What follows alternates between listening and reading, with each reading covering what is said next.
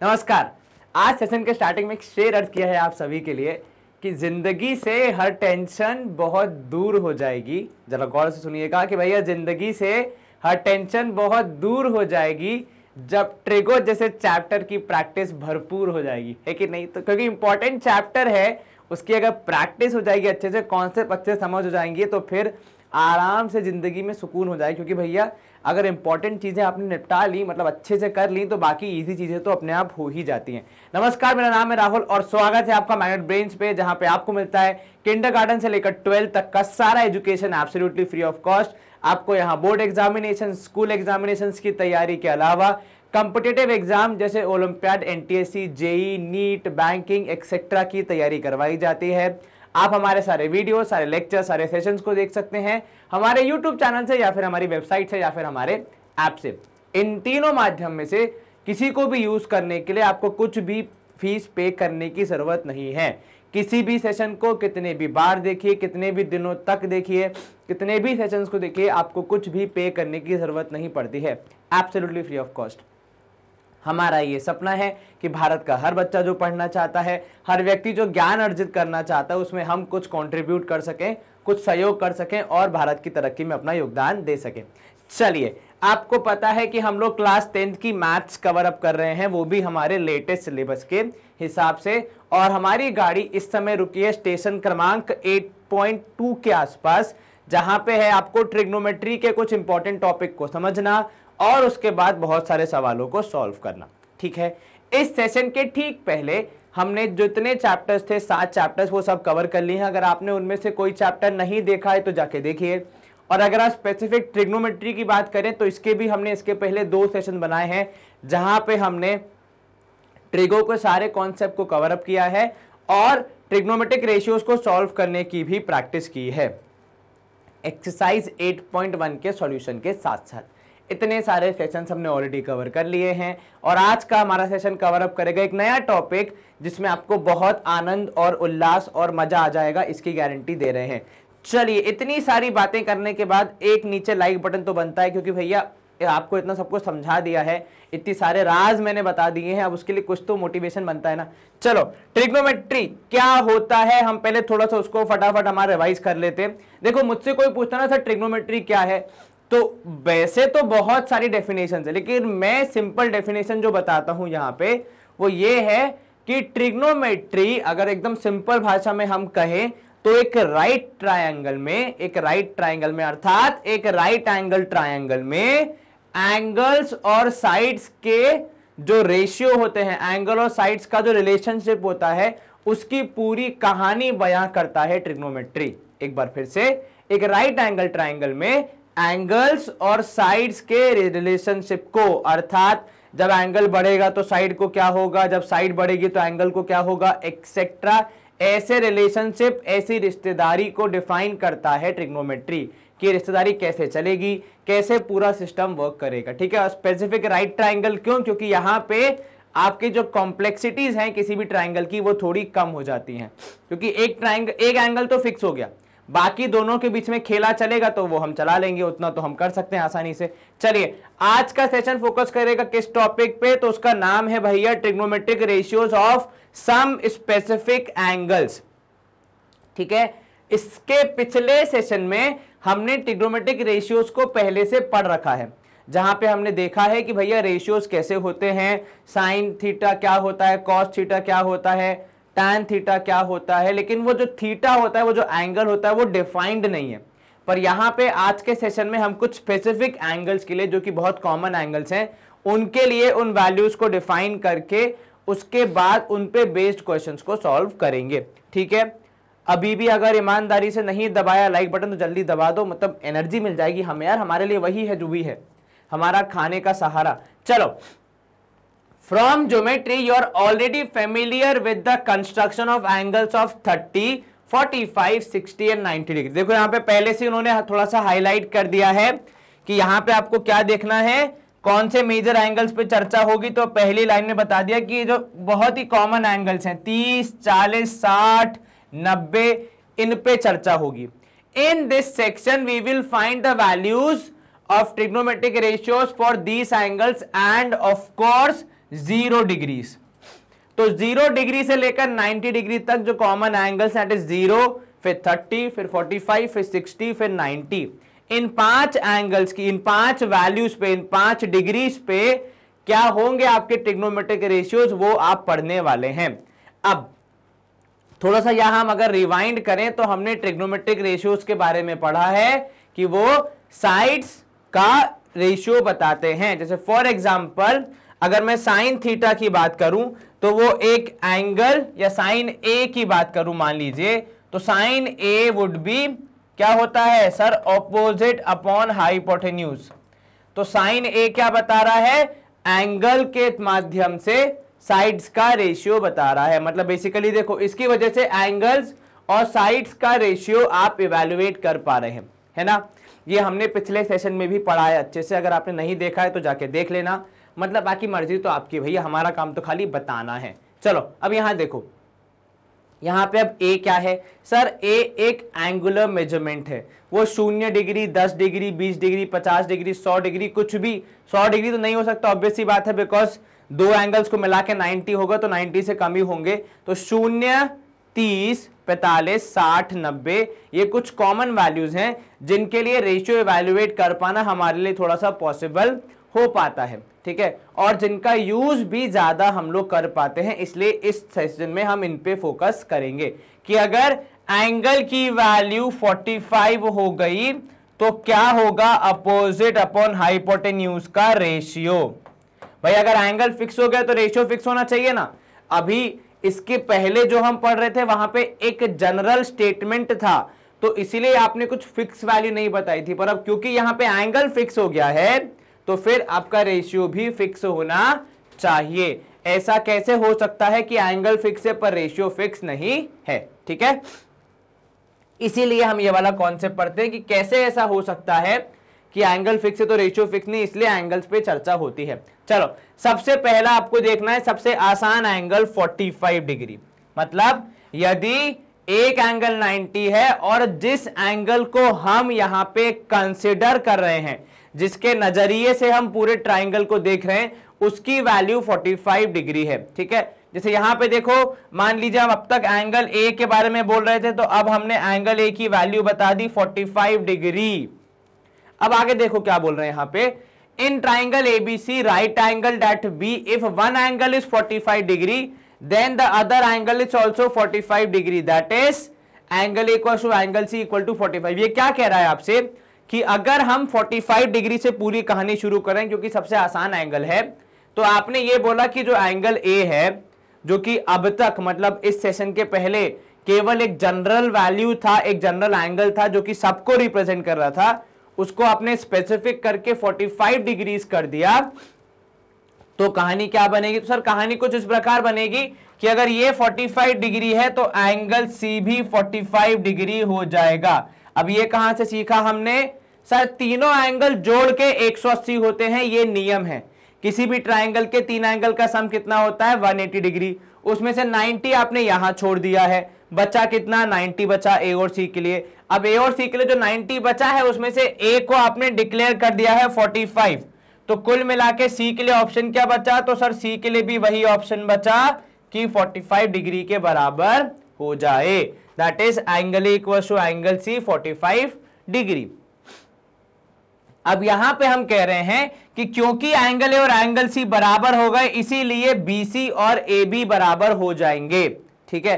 अब बीसी और A B बराबर क्यों हो जाएंगे, क्योंकि कक्षा 9वीं में हमने एक बहुत इंपॉर्टेंट कॉन्सेप्ट पढ़ा था जो ये कहता है कि अगर किसी ट्रायंगल में ऐसे समीकरण बनते हैं, ऐसी प्रोबेबिलिटी या फिर ऐसे हालात बनते हैं, ऐसी कंडीशंस बनती हैं कि अपोजिट एंगल्स बराबर हो जाते हैं, जैसे यहां पे हो रहे हैं 45 डिग्री, तो फिर उसके ठीक सामने वाली साइड्स जो हैं वो क्या हो जाएंगी, वो भी बराबर हो जाएंगी। तो यहां पे 45 के ठीक सामने ए बी, यहां पे इस 45 के ठीक सामने बी सी। अब जब एंगल्स बराबर हैं तो साइड्स भी बराबर हो जाएंगी।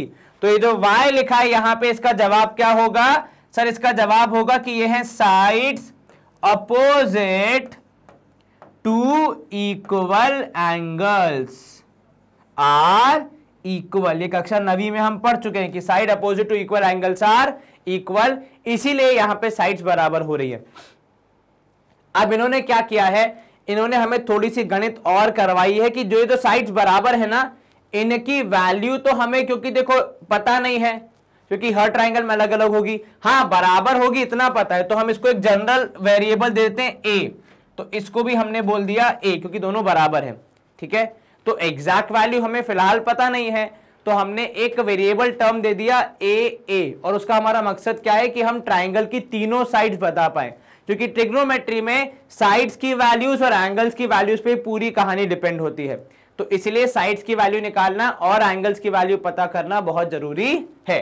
तो तीसरी साइड जो है विच इज आवर हाइपोटेन्यूज, अब हम उस पर ध्यान देंगे। तो उसके लिए हमारे पास एक ही रामबाण इलाज है, जी हाँ बिल्कुल, आदरणीय सम्माननीय पाइथागोरस जी को प्रणाम, क्योंकि ये हैं तो हम हैं, ये नहीं होते तो हमारी आदि गणित की समस्याएं सुलझती नहीं। तो पाइथागोरस थ्योरम कहेगी कि भैया जो हाइपोटेन्यूज है उसका स्क्वायर इज इक्वल टू बाकी दोनों साइड्स के स्क्वायर के बराबर। देखो यहां पे लिखा भी है AC square is equal to AB square plus BC square. तो AC स्क्वायर आपके hypotenuse, AB square base, BC square perpendicular. ये आपको पता है पाइथागोरस थ्योरम क्या कहती है। आपने दोनों की वैल्यू जो दी है वेरिएबल ए, उसको आप यूज करेंगे A square plus A square, और जोड़ के हो जाएगी ये 2A स्क्वायर के बराबर। कितना? 2A स्क्वायर के बराबर। तो यहां पे अगर हम देखें आगे बढ़ा के, तो हमारी हाइपोटेन्यूज क्या हो जाएगी, AC की वैल्यू हो जाएगी A√2। सर ये कैसे आया? तो देखो AC आया था जो आपका हाइपोटेन्यूज था, जिसको मैं H स्क्वायर लिख रहा हूं, वो आया था 2A स्क्वायर। अब जब आप अंडर रूट लेते हैं तो क्या होता है, तो सर ये होता है कि भैया जो A स्क्वायर है वो रूट से बाहर आ जाएगा, केवल A बचेगा। √2, रूट के अंदर जो 2 है, क्योंकि वो इर्रेशनल है, सॉरी मतलब क्योंकि वो परफेक्ट स्क्वायर नहीं है, तो वो रूट के बाहर नहीं आ पाएगा, इसलिए A√2 हो जाएगी हमारी हाइपोटेन्यूज अर्थात AC की वैल्यू। तो यहां पे ये वैल्यू A, ये वैल्यू A और ये वैल्यू A√2। और अगर मुझे किसी ट्राइंगल की तीनों साइड्स पता है तो फिर तो मैं कोई सा भी रेशियो निकाल सकता हूं। मेरे को 6 रेशियो निकालने आते हैं, आप जो बोलोगे हम वो निकाल देंगे। तो देखो यहां पे सबसे पहले इन्होंने साइन निकाला है, और क्योंकि हमें फिलहाल एंगुलर मेजरमेंट दे दिया गया है 45 डिग्री, तो हम साइन A नहीं लिखेंगे, हम क्या लिखेंगे, साइन 45 डिग्री। अगर एंगुलर मेजरमेंट नहीं दिया होता तो फिर हम साइन A लिखते। तो लिखा है साइन 45 डिग्री, मतलब 45 डिग्री वाले एंगल का रेशियो। कौन सा रेशियो? Sine ratio. कितना हो जाएगा? तो सर साइन का फॉर्मूला होता है अपोजिट अपॉन हाइपोटेन्यूज। यहां अपोजिट में हो जाएगा BC, हाइपोटेन्यूज में AC, दोनों को हम करेंगे डिवाइड, तो वैल्यू आएगी 1/√2। मतलब साइन 45 डिग्री की वैल्यू होती है 1/√2। तो अब तक हम जब भी पढ़ रहे थे कि साइन A होता है अपोजिट अपॉन हाइपोटेन्यूज, अब हम यहां पे कह सकते हैं कि साइन 45 डिग्री होता है 1/√2। सर इसका एडवांटेज क्या होता है, मतलब ये कहानी क्या बतलाता है? तो देखो यहां पे मैं आपको बहुत सिंपल भाषा में समझाऊं, ठीक है। मान लो आपको एक राइट ट्राइंगल बनाना है जिसमें आपको एंगल A चाहिए 45 डिग्री। क्या बोला मैंने? मान लो आपको एक राइट ट्राइंगल बनाना है जिसमें एंगल A चाहिए 45 डिग्री, ठीक है। अब अगर आपको यह तय करना है कि मुझे हाइपोटेन्यूज कितनी रखनी है और साइड कितनी रखनी है, ठीक है, तो ऐसे ही रैंडमली बना दोगे तब तो नहीं मिल पाएगा आपको वही एंगल। आप चाहे तो ट्राई करके देख लो, एग्जैक्ट 45 डिग्री मिल पाना लगभग ऐसा हो कि आपने गैस मारा है, कि आपने ड्रॉ कर दिया और बन गया, ठीक है। पर अगर आपको एक सटीक ट्राइंगल बनाना है जो कि ट्राइंगल जैसा दिखे और ट्राइंगल जैसा हो और ट्राइंगल लगे भी सामने वाले को एग्जैक्ट 45 डिग्री का, उसके लिए आपको साइड्स को एक पर्टिकुलर रेशियो में बनाना पड़ेगा, और वो रेशियो होगा 1/√2। मतलब अगर आपको ट्राइंगल बनाना है, ठीक है, जिसमें एंगल A होगा 45 डिग्री, ठीक है, और आपने सोचा है कि आप इसका अपोजिट का मेजरमेंट रखेंगे 1 डिग्री 1 सेंटीमीटर, तो आपको रखना पड़ेगा √1 डायमीटर को, सॉरी इसको हाइपोटेन्यूज को कितना, √2 के बराबर। क्या बोला मैंने, मान लो आपको एक ट्राइंगल बनाना है जिसमें एंगल ए है 45 डिग्री, एंगल बी है 90, सी है 45, और जो अपोजिट साइड है किसके, एंगल ए के, उसको आपको अगर 1 सेंटीमीटर रखना है तो मैं हाइपोटेन्यूज की वैल्यू क्या रखूं कि मेरा एंगल सही सटीक बैठ जाए, तो वो होगी √2।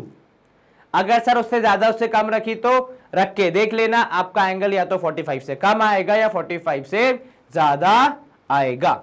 ठीक है, तो ये जो रिलेवेंस हमें मिल सकता है कि हम कैसा ट्राइंगल बनाए। मान लीजिए आपने बोला कि नहीं, सामने वाली साइड मुझे 5 सेंटीमीटर चाहिए, ठीक है, तो अब भैया अगर आपको 5 सेंटीमीटर चाहिए तो आपको वो जो आपकी हाइपोटेन्यूज है उसकी लंबाई कितनी रखनी पड़ेगी, तो वो हो जाएगी 5√2।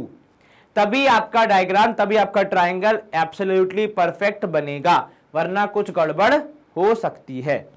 ठीक है, कहीं कोई दिक्कत तो नहीं? बिल्कुल नहीं सर। ये आप समझ पाए कि प्रैक्टिकल एप्लीकेशन कहां होता है इसका, ये आपको डिजायर्ड ट्रायंगल बनाने में या फिर किसी गिवन ट्रायंगल की अननोन क्वांटिटी को पता करने में हेल्प करेगा। और आपको अगर याद हो तो इस पूरे चैप्टर की स्टार्टिंग में आपको याद है हमने कुतुब मीनार वगैरह का एग्जाम्पल पढ़ा था, तो वहां पे भी यही होता है कि अगर आपको कुतुब मीनार की हाइट निकालनी है कुतुब मीनार की, तो आप एंगल पता कर लीजिए नीचे वाला। ठीक है, मान लीजिए ये एंगल है थीटा, है ना। अब मैं देखो आपको समझा रहा हूं एकदम रियल प्रैक्टिकल एग्जांपल की, ये एंगल है थीटा, आपको ये तो पता चली जाएगा कि आप कुतुब मीनार से कितने दूर हो। ठीक है, और इसकी मदद से फिर आप ये वाला डिस्टेंस निकालते हो कि लंबाई कितनी होगी। ठीक है, ये आप समझ गए। ऐसा होता है कि आपने एंगल निकाला, आपको पहले से पता होगा कि इस एंगल के हिसाब से क्या रेशियो होना चाहिए साइड्स का, उसके हिसाब से फिर आप एक अप्रोक्सीमेट वैल्यू या फिर मैं कहूं कि रादर एक एग्जैक्ट वैल्यू बता पाते हैं किसी भी चीज की, क्योंकि आपको इनका रेशियो पता होता है कि भैया अगर ये बन रहे हैं तो इसी रेशियो में बने होंगे, वरना इनका बनना असंभव है। ठीक है, चलिए आगे बढ़ते हैं। इसके बाद दूसरा आता है cos 45। अब देखो यहां पे cos 45 होता है एडजेसेंट अपॉन हाइपोटेन्यूज। इनफैक्ट कोई सा भी cos हो एडजेसेंट अपॉन हाइपोटेन्यूज ही होता है, वो हो जाएगा AB upon AC, that is adjacent side upon hypotenuse which is a upon a by √2 which is 1 by √2। क्या बोला आपने, देखो ये था आपका adjacent side, इसकी वैल्यू थी a, हाइपोटेन्यूज हमने निकाला था a√2, तो इनका रेशियो आ जाएगा 1 by √2। कौन सा रेशियो, cos 45। अब कोई पूछे आपसे tan 45, तो वो होता है अपोजिट अपॉन एडजेसेंट, दोनों का ही नाम आपने a रखा था, कैंसिल होकर आंसर आएगा 1।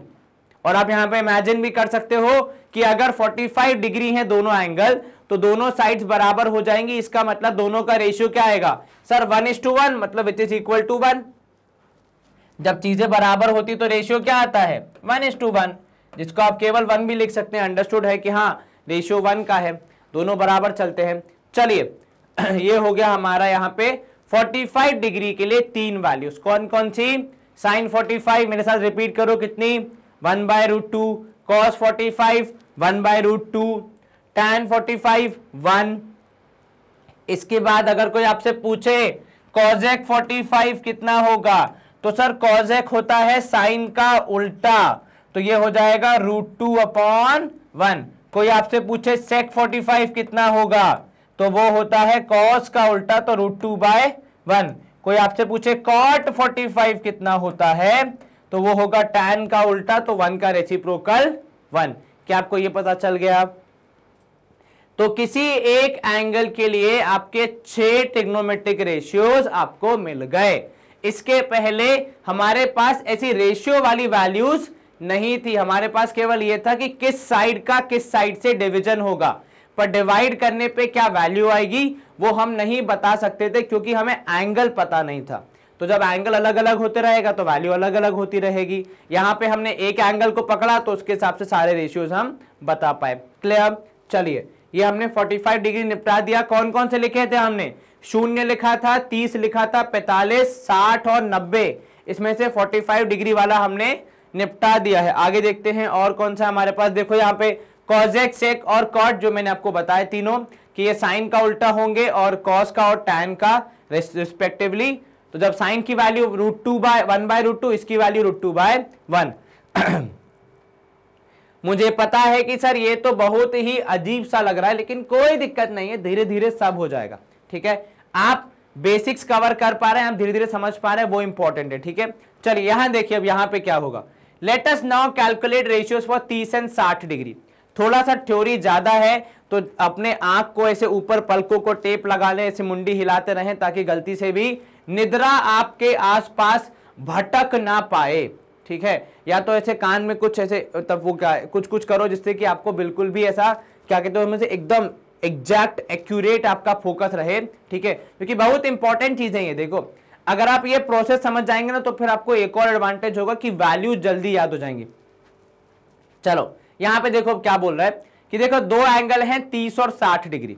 ठीक है, अब यहां पे उसको कैसे यूज करेंगे हम लोग, यहां पे कैसे उसको पता लगाएंगे। तो यहां पे देखो कहानी शुरू हो रही है एक इक्विलैटरल ट्रायंगल से। अब इक्विलैटरल ट्रायंगल में क्या होता है सर, तीनों एंगल होते हैं 60, 60 और 60 डिग्री। इसमें आप क्या बना रहे हैं, इसमें आप बना रहे हैं perpendicular AD to side BC. आपने बनाया एक परपेंडिकुलर एडी, परपेंडिकुलर मतलब एंगल कितना हो जाएगा, 90 डिग्री हो जाएगा। कितना हो जाएगा, 90 डिग्री हो जाएगा। सर ये हमने ऐसा क्यों किया, क्योंकि देखिए प्रभु, ये जो आपको रेशियो चाहिए 60 और 30 डिग्री, ये हर जगह थोड़े ही मिल जाएंगे।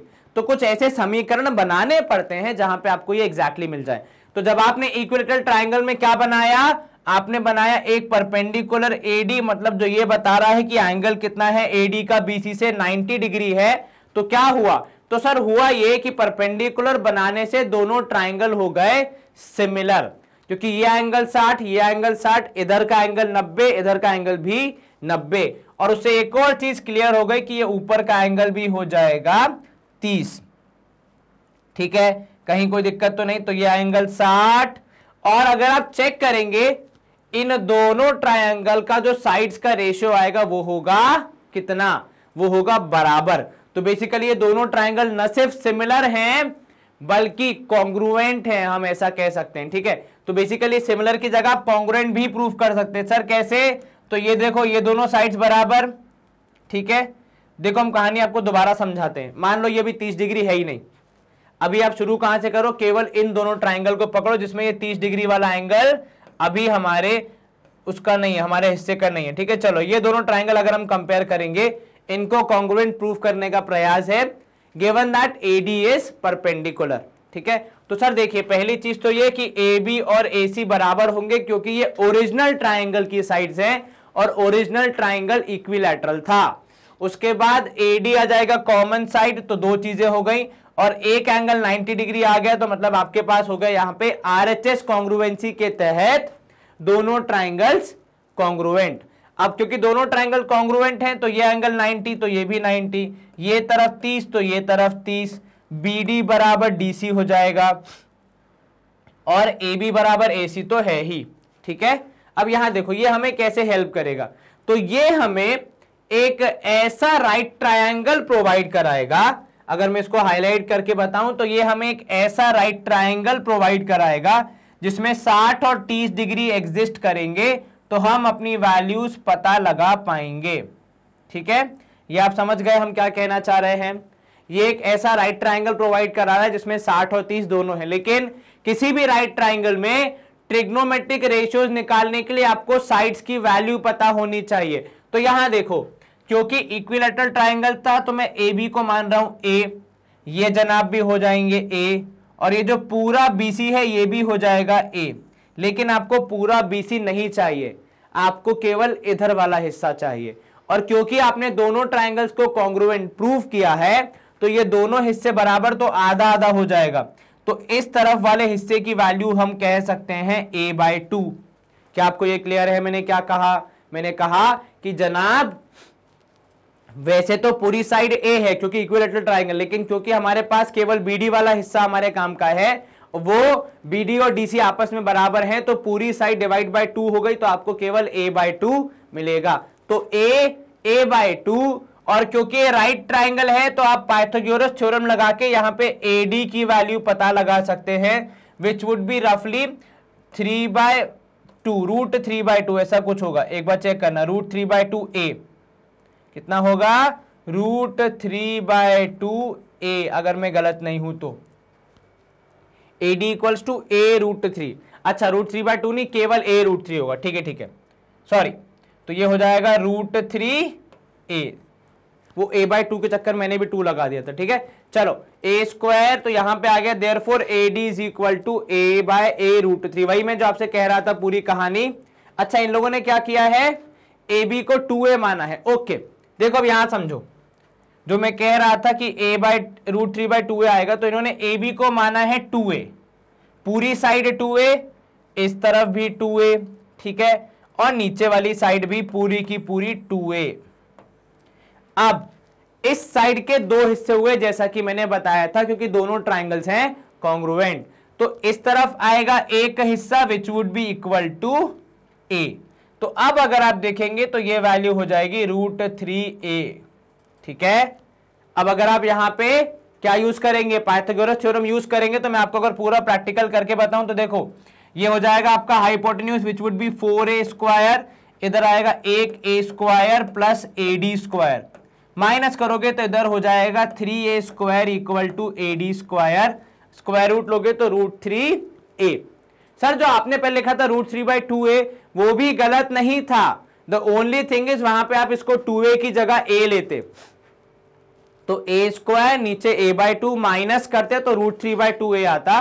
देखो अभी भी 2 आ ही रहा है, तो जब आप रेशियोज निकालोगे तो आपको समझ में आ जाएगा, वैल्यूज एक जैसी ही आएंगी, आप वो भी यूज कर सकते हो, उसमें कोई दिक्कत नहीं है, ठीक है। अब आपको यहां पे तीनों साइड्स मिल गई और एक ही ट्राइंगल में दोनों एंगल्स भी है, ठीक है। तो यहां देखो sin 30 कितना हो जाएगा, sin 30 होता है सर अपोजिट अपॉन हाइपोटेन्यूज, तो हमने 30 वाला एंगल पकड़ा, उसके अपोजिट है a और हाइपोटेन्यूज है 2a, तो डिवाइड हो जाएगा और आपकी वैल्यू आएगी 1/2, ठीक है। cos 30 होता है सर एडजेसेंट अपॉन हाइपोटेन्यूज, वहां पे एडजेसेंट है √3a और हाइपोटेन्यूज है 2a, डिवाइड करोगे √3/2।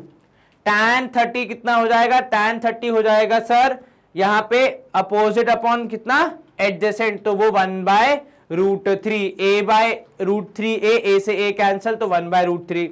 cosec 30 इज साइन का उल्टा, तो साइन है 1/2, cosec हो जाएगा केवल 2। sec 30 इस cos का उल्टा, तो √3/2 का उल्टा 2/√3। उसके बाद फिर tan 30 का उल्टा होता है cot, which would have been कितना, यहां पे है अगर 1/√3 तो वो हो जाएगा केवल √3, शायद आगे लिखा भी होगा, ये रहा cot 30 इज tan 30 का उल्टा तो √3। आप अगर रेशियो निकालना चाहें तो cot 30 कितना होता है सर, cot 30 होता है एडजेसेंट अपॉन अपोजिट, एडजेसेंट की वैल्यू थी √3a, अपोजिट की वैल्यू थी a, डिवाइड करोगे तो √3 आएगा। सिमिलरली sin 60 के केस में अपोजिट हो जाएगी, चेंज अपोजिट हो जाएगी, √3a, हाइपोटेन्यूज रहेगी 2a, तो √3/2। तो sin 30 कितना था सर, sin 30 था 1/2, पर cos 30 सॉरी sin 30 था 1/2, लेकिन sin 60 कितना है √3/2। अब यहां पे cos 60 1/2 हमारे लिए कितना था, cos 30 कितना था, cos 30 था √3/2। तो ये आपको वैल्यूज देखने को मिल रही हैं। अब रेशियोज कैसे निकाल पा रहे हैं, क्योंकि हमारे पास स्पेसिफिक एंगुलर मेजरमेंट आ गए हैं, वो नहीं आते तो हम केवल साइड्स के रेफरेंस में बता पाते कौन सी साइड ऊपर कौन सी नीचे और क्या रेशियो बनेगा मैथमेटिकली। सॉल्व करने पे क्या आएगा वो अब हम बता पा रहे हैं कुछ स्पेसिफिक एंगल्स के लिए। tan 60 √3, cosec 60 2/√3, sec 60 2। अगर अब आप चाहते हैं कि आप अच्छे से इन सारे रेशियोज को यूज कर पाएं तो इन्हें कम से कम अगले 10 दिनों तक रोज दिन में एक बार लिखें, तो कम से कम एक बार तो लिखें वरना पक्का भूल जाएंगे। चलिए मूव करते हैं हम आगे की वैल्यूज की ओर। एक और जो वैल्यू थी वो थी cot 60 विच वुड बी 1/√3, जो हमने डिस्कस कर ली थी कि भैया tan का उल्टा होता है और tan होता है √3, तो cot 60 हो जाएगा 1/√3। तो अब तक आपने क्या क्या देख लिया, अब तक आपने देख लिया 45 डिग्री, 30 डिग्री और 60 डिग्री। मुझे पता है आपने देखा, लेकिन आपको एक भी वैल्यू याद नहीं होगी, कुछ एक आध याद हो सकती हैं, तो एक बार मेरे साथ यहाँ पे 2 मिनट के लिए रिपीट करते हैं, ठीक है। हम एक छोटा टेबल बनाते हैं जहां पे हम इन सारी वैल्यूज को रिपीट करेंगे फॉर आवर रेफरेंस। चलिए उसके बाद आगे बढ़ेंगे, है ना। तो एक बार यहां रिपीट करेंगे, फिर एक बार आगे और रिपीट करेंगे, तो अगर एक ही सेशन में 2-3 बार हम बोल जाएंगे तो शायद हमें वैल्यूज अच्छे से याद हो जाए। चलो अब ये हो गया आपका, यहां पे मैंने लिख दिया 30 डिग्री, 45 डिग्री एंड 60 डिग्री बढ़ते क्रम में। ठीक है, यहां हम लिख रहे हैं सबसे पहले आएगा साइन। तो जब मैं लिख रहा हूं साइन और यहां पे होगा 30, तो मैं यहां पे आपसे कौन सी वैल्यू एक्सपेक्ट कर रहा हूं कि साइन 30 की वैल्यू कितनी होगी। सर साइन 30 की वैल्यू होती है 1/2। कितनी होती है साइन 30 की value? 1/2। Very good. Sine 45 sir 1/√2। और यहां चुपचाप नहीं बैठना है, मेरे साथ ये टेबल ड्रॉ करो और वैल्यूज को जोर से रिपीट करो, दोहराओ। खाली ये नहीं कि हाँ सर बोल रहे हैं 1/√2 तो ठीक है, आप भी उसे दोहराइए। चलिए sign 60 sir √3/2। Very good.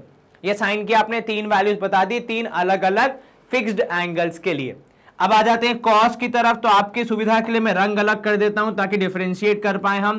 Cos 30 हो जाएगा सर √3/2। कॉस 45 हो जाएगा 1/√2। कॉस 60 हो जाएगा 1/2।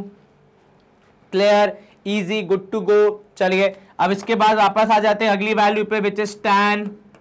तो यहां पे भी हो जाएगा tan 30 1/√3। tan 45 is equal to 1। tan 60 is equal to √3। कोई दिक्कत? बिल्कुल नहीं सर। अब इसके बाद आ जाते हैं अगली वैल्यू पे विच इज कॉजेक। कॉजेक होता है साइन का उल्टा। कॉजेक 30 2/1 या फिर केवल 2। कॉजेक 45 √2/1 विच इज कितना? √2। कॉजेक 60 2/√3। तो एक्चुअली अगर आपको साइन कॉज याद है या tan तक की वैल्यूज याद है, बाकी तीनों वैल्यूज आप ऑटोमेटिकली निकाल सकते हैं। इनफैक्ट अभी जब मैं आपको पूरी वैल्यूज बता दूंगा तो मैं एक और ट्रिक बताऊंगा जिससे आपको केवल साइन की वैल्यू याद रखनी है, बाकी सारी आप ऑटोमेटिकली इस टेबल में फिल कर पाएंगे। ठीक है, कॉजेक के बाद आएगा अगला कौन सा आएगा सर? सेक आएगा। तो सेक के लिए सेक होता है कॉस का उल्टा, तो ये हो जाएगा 2/√3। यहां हो जाएगा √2/1 दैट इज सेक 45 इज √2। सेक 60 हो जाएगा 2/1। क्या बोला हमने? सेक 30 2/√3, सेक 45 √2/1, सेक 60 2/1। ठीक है, लास्ट में आ जाएगा सबसे आखिरी वाला कॉट विच इज उल्टा ऑफ tan। तो यहां पे कॉट 30 हो जाएगा √3/1, कॉट 45 हो जाएगा 1 एंड कॉट 60 हो जाएगा 1/√3। क्या आपको कोई आपत्ति? बिल्कुल नहीं सर। यहां पे आपने 3 एंगल्स की अलग अलग 6 रेशियोज की वैल्यू लिख के बता दी। इसको आप चाहें तो एक बार दोबारा अपने नोटबुक में लिखें। इनफैक्ट हर रोज कम से कम 2 से 3 बार लिखें, आपको ये वैल्यूज याद हो जाएंगी अगले 1 हफ्ते में, इसकी गारंटी मेरी है। ठीक है, चलिए अगर वैल्यूज याद ना हो सर तो फिर भैया देखो जहां पे आप पढ़ते हैं उस टेबल के ऊपर वहां पे वॉल जो भी आपकी होगी या जो भी आपका बोर्ड होगा उस पे लगा लो, वॉशरूम के अंदर लगा लो, सबसे बढ़िया आइडिया है। ठीक है, तो जब भी वॉशरूम जाओगे दरवाजे पे लगा लो, आराम से वहां पे वैल्यूज रिपीट कर लेना। ठीक है, प्रैक्टिस हो जाएगी।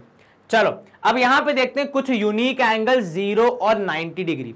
अच्छा, ये यूनिक एंगल्स क्यों हो जाते हैं? क्योंकि आप खुद सोचो, अगर किसी ट्रायंगल में एक एंगल ऑलरेडी 90 है और अगर दूसरा एंगल हो जाए 0, ठीक है, तो मान लो ये एंगल B है, ये एंगल A है, तो एंगल C के लिए क्या ऑप्शन बचेगा? तो सर एंगल C को 90 डिग्री होना पड़ेगा। क्यों? क्योंकि सर तीनों को जोड़ने पे 180 आना चाहिए। अगर वैसा नहीं होगा तो ट्राइंगल का निर्माण असंभव है। ठीक है, वैसे देखा जाए तो अभी भी जो बनेगा वो ट्राइंगल बन नहीं पाएगा, क्योंकि 2 एंगल 90 हो गए और तीसरा 0 हो गया, तो बेसिकली एक एंगल एलिमिनेट ही हो गया। पर लेकिन हम इन स्पेसिफिक एंगल्स को इमेजिन करते हुए उनके रेशियोज निकालते हैं। यहां देखना अब क्या कहना चाह रहे हैं हम आपको इस इमेज के माध्यम से। ये है आपका फुल एंगल, जो भी इसकी वैल्यू आ रही थी। अब मेरा प्रयास ये है कि मैं इसको धीरे धीरे कम करते जाऊं। तो ये आपने थोड़ा कम किया, ये आपने और कम किया, ये आपने सबसे कम कर दिया, ये बिल्कुल ही थोड़ा सा कर दिया, और यहां पे इस पोजीशन पे एंगल ए हो गया 0 डिग्री। एंगल ए क्या हो गया? एंगल ए हो गया 0 डिग्री। ठीक है, एंगल ए के 0 डिग्री होते ही एंगल ए के 0 डिग्री होते ही जो BC है, मतलब जो साइड है BC ट्रायंगल की ओरिजिनल वाली, उसकी जो लेंथ थी वो अब क्या हो गई सर, पहले जो C था वो एकदम देखो टॉप पे था, अब जैसे ही एंगल A 0 डिग्री हो गया वो कम होते होते B और C एक ही जगह पे आ गए हैं। मतलब अगर यहां पे B और C की दूरी थी मान लो 5, यहां 4, यहां 3, यहां 2, यहां 1, तो यहां कितनी रह गई सर, दोनों एक ही जगह पे आ गए हैं, तो BC हो गया 0 के बराबर। क्या हो गया BC हो गया 0 के बराबर। तो अगर एंगल ए, अगर हम इमेजिन करें एक ऐसा ट्राइंगल, एक ऐसा पशुपेश वाला फिगर जहां पे एंगल ए हो जाता है 0, तो उसका ये मतलब है कि उसके ठीक सामने वाली साइड अर्थात BC, तो एंगल ए के ठीक सामने वाली साइड अर्थात BC, उसकी लंबाई कितनी हो जाएगी 0 के बराबर। ठीक है, तो अब यहां से मुझे क्या देखने को मिल रहा है कि BC की वैल्यू हो जाएगी 0 के बराबर, और जो हमारा हाइपोटेन्यूज था AC वो कुछ ऐसा हो गया है कि वो हो गया है ऐसे गिर के आके यहां पे आके रुक गया है। इसका मतलब है कि जो AC है वो अब AB के बराबर है। AC अब क्या है, AC अब AB के बराबर। तो पहले जो 5 4 3 2 1 से वो गिर रहा था, तो उसके गिरते समय जो AC आपकी हाइपोटेन्यूज है उसकी लेंथ भी कम होते जा रही थी, क्योंकि वो पॉइंट भी पहले दूर था अब नजदीक आते जा रहा है। तो जब B और C मिल गए, मतलब B और C की दूरी बराबर हो गई, तो A से B जाना और A से C जाना एक बराबर हो गया, क्योंकि B और C अब एक ही पॉइंट पे आ गए हैं। ठीक है, तो यहां से जब एंगल A हो जाएगा 0, मुझे दो जानकारी मिली, पहली कि BC की वैल्यू 0 है, दूसरी कि AC और AB बराबर है। अब अगर मैं इसको जनरलाइज कर दूं तो BC का 0 हो जाना का मतलब है कि opposite side is equal to 0 और AC that is hypotenuse is equal to adjacent. ये मैं किसके उससे बोल रहा हूं, रेफरेंस है, ये मैं एंगल A के रेफरेंस से बोल रहा हूं कि अगर मैं एंगल A को ध्यान में रख के कहूं तो BC की वैल्यू 0 मतलब अपोजिट की वैल्यू 0 और AC बराबर AB मतलब हाइपोटेन्यूज और एडजेसेंट साइड एक बराबर, ये हम कहना चाह रहे हैं। समझ में आया आपको, कोई दिक्कत तो नहीं? बिल्कुल नहीं सर, ये बहुत इंपॉर्टेंट है क्योंकि इन तीनों इंफॉर्मेशन के हिसाब से मैं अब एंगल A के नजरिए से, जो कि यहां पे मैंने 0 के बराबर इमेजिन कर लिया है, जो कि ट्राइंगल को ही खत्म कर देगा, पर अब हम उसको इमेजिन कर रहे हैं कि अगर ऐसा हो जाएगा तो क्या होगा, तो हम रेशियोज निकालेंगे फिर साइड्स और एंगल का। ठीक है, चलिए देखो यहां पे भी वही लिखा है, let us see what happens to trigonometric ratios of angle A if it is made smaller and smaller in the right angle triangle. मतलब आप उसको छोटा करते जा रहे हैं टिल इट बिकम्स 0, क्योंकि आपको 0 पे ही पूरा ध्यान करना है। Now as angle A gets smaller the length of side BC decrease. वही जो मैंने कहा कि BC की लंबाई 5 4 3 2 1 होते होते 0 पे पहुंच गई। The point C gets closer to point B and finally when angle A becomes very close to 0। ठीक है, एकदम ही very close to 0, AC becomes almost same as AB। मैंने क्या लिखा है, AC becomes equal to AB। मतलब अगर आप 0 के जितने पास जाते जाएंगे AC उतना AB के बराबर होता जाएगा। देखो यहां पे सब चित्र दिख रहा है, हमने लिख भी दिया है और जो इंपॉर्टेंट जानकारी हमने वो भी बता दी। ठीक है, चलिए आगे देखते हैं और क्या लिखा है। अब और देखिए यहां पे when angle is very close to 0, मतलब 0 पॉइंट समथिंग समथिंग पे है, अगर मान लीजिए आप BC gets very close to 0, जो B और C है वो ऑलमोस्ट एक दूसरे से मिल जाएंगे। वही हमने लिखा था कि BC हो जाएगा 0 के बराबर, और हमने क्या लिखा था, और हमने लिखा था कि जो AC है हाइपोटेन्यूज वो भी हो जाएगा लगभग AB के बराबर।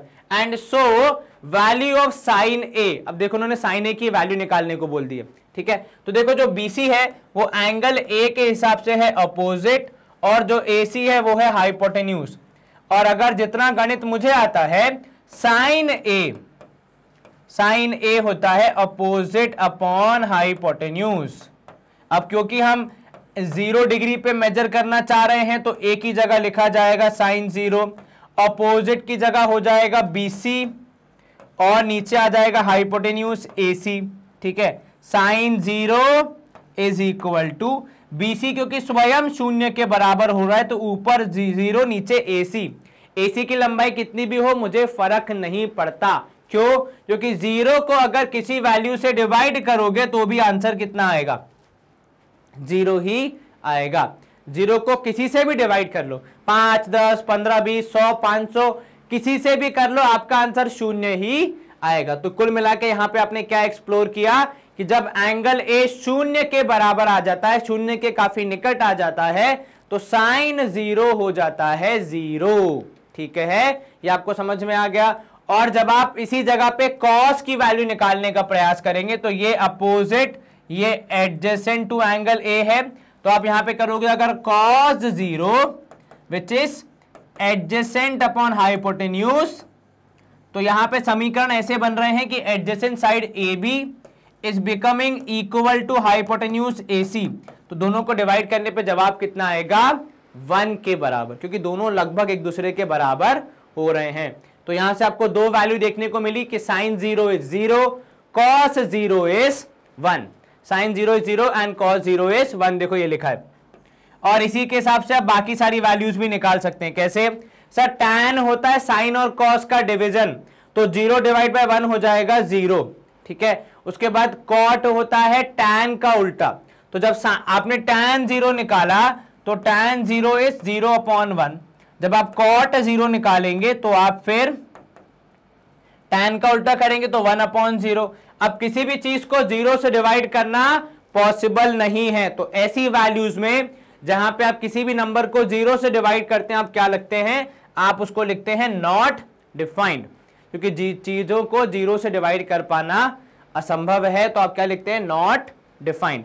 ऐसे ही अगर आपको साइन कॉस पता है तो आप कॉजेक और कॉट भी निकाल सकते हैं। सर कॉजेक हो जाएगा साइन का उल्टा, तो साइन का उल्टा करेंगे तो ये 1/0, क्योंकि 0 के नीचे क्या है? यहाँ पे 1 है। ऐसे अगर आप सेक 0 निकालेंगे तो भाई सेक 0 हो जाएगा 1/1, that is also equal to 1, क्योंकि आपने रेसिप्रोकल किया तो 1/1 ही रहेगा। तो यहाँ पे आपको साइन और कॉस और सारे रेशियोज मिल गए in reference to angle 0 degree. ठीक है, साइन 0 इज 0, cos 0 इज 1, उसके बाद tan 0 इज 0, उसके बाद cosec 0 is not defined, sec 0 is 1 and cot 0 is not defined. ठीक है, चलिए स्क्रीन क्लियर। ये हमने 0 वाले एंगल भी देख लिए। एक ऐसा समीकरण जो कि इमेजिनेशन है पर लेकिन अगर होगा तो क्या होगा?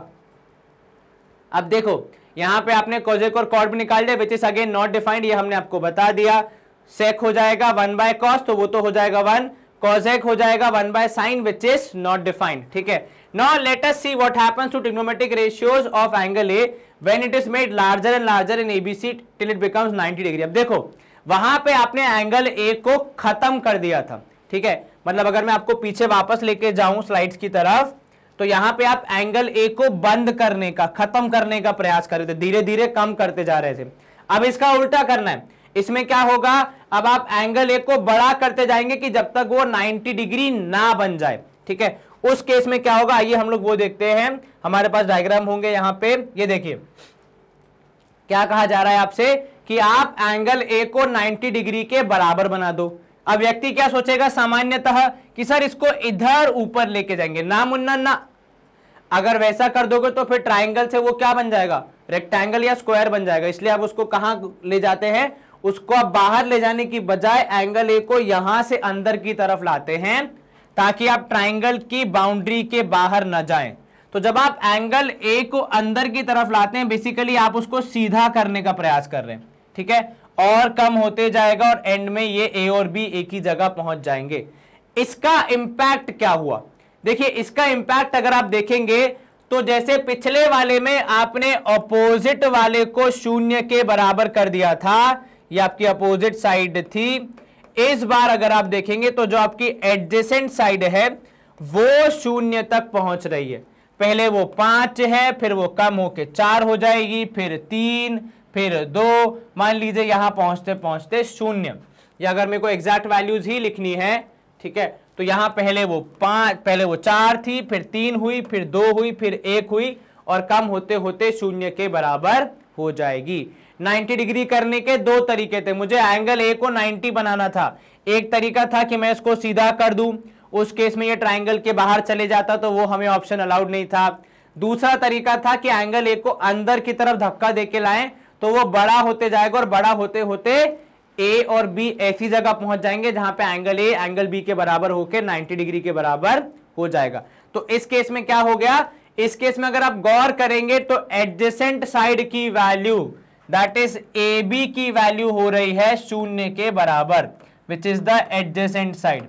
वहीं जो आपका हाइपोटेन्यूज है AC वो कम होते होते पतला होते होते एकदम BC के बराबर टच हो गया है, क्योंकि A और B एक ही जगह पे हैं। तो ये जो आपका हाइपोटेन्यूज था AC वो पहले इतना बड़ा था, फिर थोड़ा छोटा हुआ और छोटा होते होते एक ऐसे टाइम पे पहुंच गया जहां पे AB और AC बराबर है, सॉरी AC और BC बराबर है। तो ये जनाब है हाइपोटेन्यूज और ये जनाब है ऑपोजिट, ठीक है, दोनों की वैल्यू बराबर हो गई है। क्यों ऐसा हुआ, क्योंकि आप ट्राइंगल को अंदर की तरफ पुश कर रहे थे जिसकी वजह से हाइपोटेन्यूज छोटा होते होते एक साइड के बराबर हो गया। और हमें क्यों कर रहे थे, क्योंकि हमें एंगल ए को 90 डिग्री के आसपास लाना था। तो जब एंगल ए 90 डिग्री हो जाएगा अब हम उसके रेशियो निकालेंगे। तो देखो साइन थीटा होता है अपोजिट अपॉन हाइपोटेन्यूज, ये सबको पता है, ठीक है। यहां पे हम किसको ध्यान में रख रहे हैं, यहां पे हम कर रहे हैं साइन ए को, साइन ए के अपोजिट। तो एंगल ए जो है उसके अपोजिट कौन है, तो सर उसके अपोजिट है BC।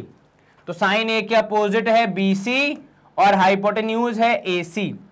सर लेकिन यहां पे तो ए के अपोजिट कोई है ही नहीं, मतलब वहां तो डैश डैश वाली लाइन है, तो इसीलिए तो ओरिजिनल ट्राइंगल से ली जा रही है वैल्यू, क्योंकि ये तो फाइनल रिजल्ट है। कहानी शुरू कहां से हुई थी, यहां से ओरिजिनल फिगर से, तो इसके हिसाब से चीजें ली जाएंगी। तो साइन ए को हमने नॉर्मल की जगह जो पहले हमारा ओरिजिनल था उसकी जगह कर दिया 90 डिग्री, क्योंकि हम चेक करना चाह रहे हैं। देखो ये रियल लाइफ में तो होगा नहीं, ऐसा कोई ट्राइंगल बनेगा नहीं, ये इमेजिनेशन ही है। तो हम इमेजिन ही करेंगे कि साइन की वैल्यू 90 डिग्री हो गई, तो BC और AC बराबर हो गए जब साइन की वैल्यू 90 हो गई। तो ये दोनों को डिवाइड करने पे आंसर कितना आएगा 1। तो जहां साइन 0 था साइन 90 हो गया 1। अब अगर कोई आपसे कॉस का पूछे तो देखो इसी को मैं यहां पे इरेज कर रहा हूं, ये तो आपने देख लिया है। कॉस 90 कितना हो जाएगा, तो देखो कॉस थीटा क्या होता है, कॉस थीटा होता है एडजेसेंट अपॉन हाइपोटेन्यूज, ठीक है। तो हमारे ओरिजिनल वाले के हिसाब से कॉस ए हो जाएगा adjacent that is AB upon hypotenuse that is AC। अब क्योंकि आपने कॉस ए कर दिया 0 के बराबर, आपने ए की वैल्यू पुश करके कहां ला दी, 0 के, माफ कीजिएगा 90 के बराबर ला दी। तो क्या हो रहा है, तो जब आपने ए की वैल्यू पुश कर करके 90 के बराबर ला दी तो हमारा जो AB है वो हो गया 0 के बराबर, और AC जो हमारा हाइपोटेन्यूज है वो तो एग्जिस्ट करेगा ही करेगा। लेकिन 0 से वो 0 को डिवाइड करे तो 0 किसी को भी डिवाइड करे, जवाब क्या आएगा 0 आएगा। देखो 0 से डिवाइड करवाना इस लाइक मम्मी से बहस करना, चाहे कितना भी लॉजिकल हो जाओ, जीतेगी कौन, मम्मी। क्योंकि मम्मी के पास क्या होता है, मतलब खासकर मेरे साथ तो यही होता है कि मम्मी के पास होता है भैया इमोशनल ब्लैकमेल का एक बहुत ही बढ़िया अस्त्र शस्त्र, ऐसा फेंक के मारती है वो इमोशनल ब्लैकमेल का अस्त्र शस्त्र कि खुद तो रो देती हैं, हमें भी रुला देती हैं, है कि नहीं। और खुद भले ही थोड़ा सा रोएंगे हमें 2-3 दिन का गिल्ट दे जाती हैं कि अरे यार मम्मी को ऐसा, मम्मी ने ऐसा बोला यार, नहीं करना चाहिए था मुझे, जबकि उन्होंने दिल से बोला भी नहीं होता है। उनका तो खाली एक वो होता है, मेरे घर में तो खासकर मेरे साथ यही होता है कि वो यूज ऐसे करती हैं उनको कि उनकी मर्जी होगी तो इमोशनल ब्लैकमेल और उनकी एक मर्जी नहीं होगी तो इमोशनल ब्लैकमेल नहीं होगा। तो यहाँ भी 0/AC, 0 से डिवाइड करोगे, मम्मी से झगड़ा करोगे, जवाब क्या आएगा 0 ही आएगा, मतलब मम्मी ही जीतेगी, यहाँ पे भी 0 ही जीतेगा, ठीक है। चलो तो आपने साइन 90 देख लिया 1 के बराबर, और आपने कॉस 90 देख लिया 0 के बराबर, हमने निकाल के दिखा दिया। और अगर साइन और कॉस निकाल लिया है तो बाकी सारी वैल्यूज भी निकाल सकते हैं। देखो चैलेंज भी कर रहा है लास्ट में, यही करके देख लेते। सर अगर साइन 90 है और कॉस 90 है तो हम सबसे पहले निकालेंगे tan 90, जो कि साइन और कॉस का डिवीजन होता है। तो साइन 90 की वैल्यू अपॉन कॉस 90 की value which is not defined, ठीक है, विच इज नॉट डिफाइंड। कुछ लोग ऐसे लिखते हैं ND, ठीक है, कुछ लोग ऐसे लिखते हैं, ठीक है। जब ये देखो एग्जैक्ट साइन बना रहे हैं हम आपको। अब पता है हुआ क्या, एक बार क्लास में हमने ऐसे बना दिया, इसको कहते हैं नॉट डिफाइंड। ठीक है, एक बच्चा खड़े होकर बोला कि सर आपका 8 गिर गया है, तो हम जेब में चेक करें कहां 10 का नोट 20 का नोट गिर गया क्या, पता चला ये जो नॉट डिफाइंड उसको बोलता है 8 गिर गया है। इतना घटिया जोक मारा है उसने कि कसम से मन किया था उसको बेटा कि कक्षा के बाहर हो जाओ, लेकिन अब क्या करें विद्यार्थी हैं। तो वो 8 गिरा हुआ नहीं है, सो नहीं रहा है 8, वो बेसिकली नॉट डिफाइंड का सिग्नेचर है, इन्फिनिटी का सिग्नेचर है, साइन है, क्या कहते हैं उसको, सिंबल है अंग्रेजी में कहें तो। ठीक है, चलिए तो tan 90 आ गया। अच्छा अगर sin 90 दिया है तो cosec 90 निकाल सकते हो, बिल्कुल सर, cosec 90 होगा साइन का उल्टा, 1 divide by 1 is 1।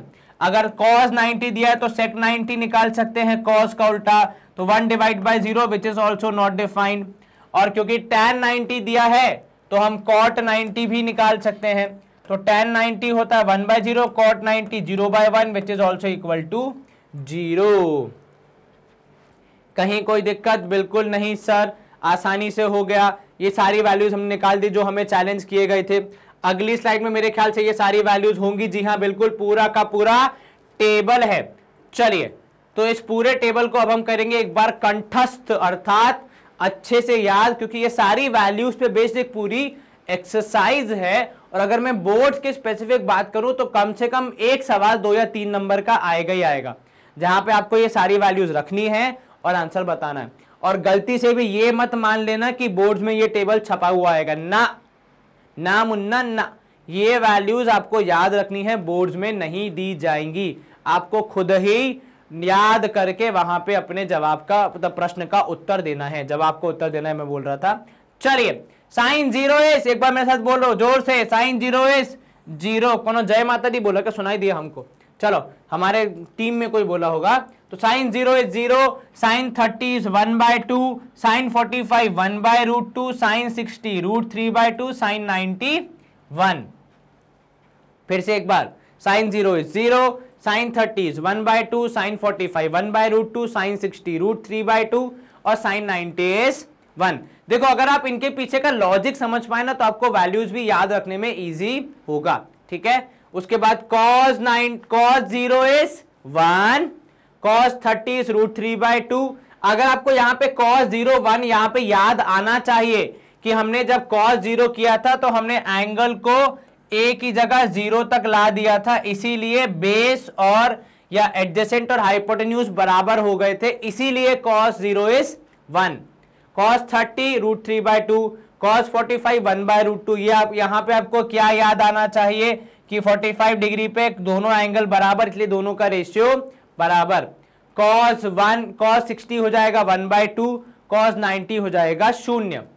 tan 0 is 0, tan 30 is 1/√3, tan 45 is 1, tan 60 is √3 और tan 90 इज नॉट डिफाइंड। खाली यहां पे मेरे को सुनना नहीं है, खुद भी रिपीट करना है मेरे लाल, नहीं तो दिक्कत हो जाएगी, नहीं तो एग्जाम में टीचर कॉपी कर देगी लाल। ठीक है, चलो cosec a नॉट डिफाइंड, जिसको शॉर्ट में लोग एनडी लिखते हैं, कुछ लोग वो साइन भी बनाते हैं, लेटा हुआ 8 सोता हुआ 8, आपकी मर्जी है जैसे भी आप लिखना चाहें। cosec 32, cosec 45 √2, cosec 60 2/√3, cosec 90 is 1 again, sec is 1, sec 0 is 1, sec 30 is 2/√3, sec 45 is √2, sec 60 is 2, sec 90 is not defined. Cot A, cot 0 is not defined, cot 30 is √3, cot 45 1, cot 60 1/√3, cot 90 0। अब मैं आपको एक trick बताता हूं, ठीक है, और कुछ इसमें ऑब्जर्व्ड पैटर्न। सबसे पहला पैटर्न ये कि साइन की वैल्यू 0 से 1 की ओर बढ़ती है। ध्यान से देखो, 0 1/2 1/√2 √3/2 1। तो ये आप सारी वैल्यूज को अगर आप डेसिमल में चेक करोगे, ये सारी वैल्यूज बढ़ते क्रम में है, पहली चीज। दूसरा ऑब्जर्वेशन, जो कॉज होता है उसकी वैल्यू 1 से 0 की ओर जाती है, मतलब ये डिक्रीजिंग ऑर्डर में है, 1 की जगह 0। ठीक है, उसके बाद अगर आपको कहीं पे tan याद नहीं हो रहा है तो ऐसे ध्यान रखो कि tan 30 is 1/√3, फिर बंटवारा हो जाता है, न्यूमरेटर अलग और डिनोमिनेटर अलग, एक ये पैटर्न लोगों को याद रहता है। ठीक है, इसके बाद बाकी तीनों वैल्यूज अगर आप याद ना रखेंगे तब भी चलेगा, बिकॉज ऊपर की 3 वैल्यूज आपको हेल्प करती हैं। सब मतलब ऊपर की भी 3 वैल्यूज याद करनी पड़ेंगी? नहीं, उसमें भी एक ट्रिक है।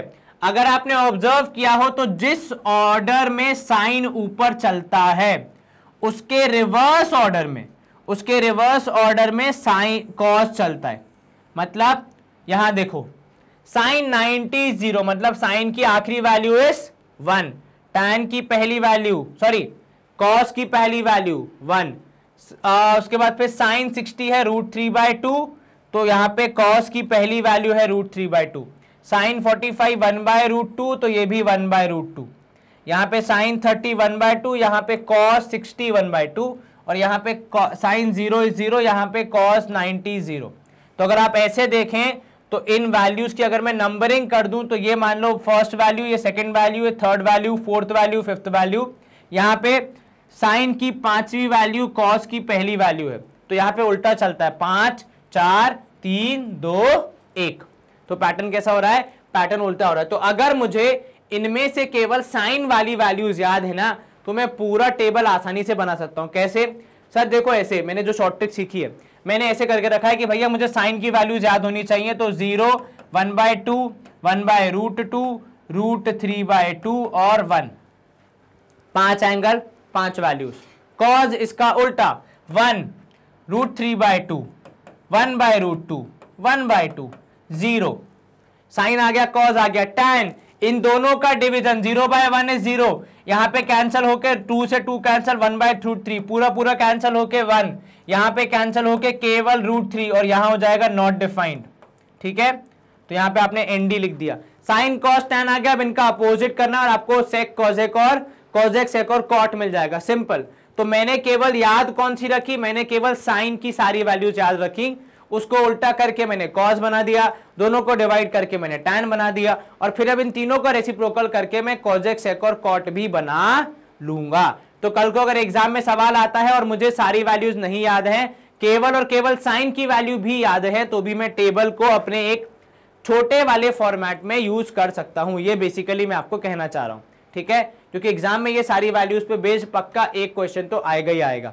बस आपको वही वैल्यूज याद होंगी तो सॉल्व कर पाओगे, नहीं याद होंगे कंफ्यूज होंगे गलत हो जाओगे तो फिर मार्क्स नहीं मिलेंगे।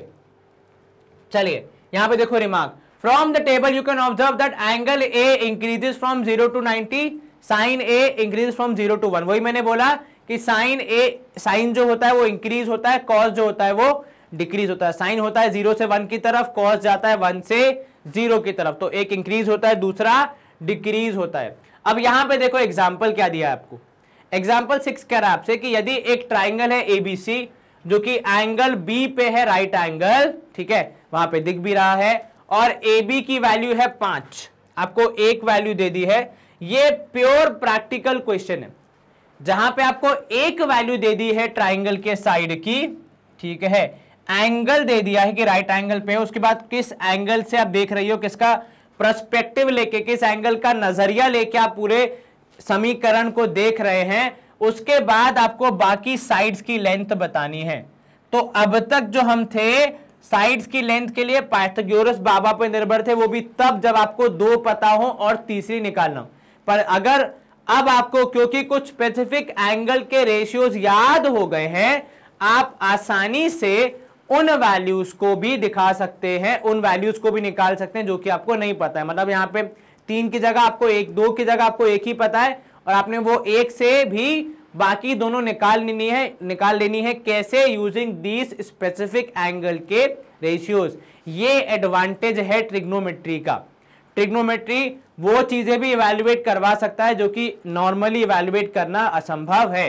जैसे कुतुब मीनार की हाइट निकालना, बुर्ज खलीफा की हाइट निकालना, वहां पे हम ट्राइंगल बना के जो चीजें मेजरेबल हैं उसे मेजर करके बाकी चीजें पता लगा सकते हैं। ये आपको समझ में आ गया? जी सर। चलिए आगे बढ़ते, सवाल को सॉल्व करते हैं।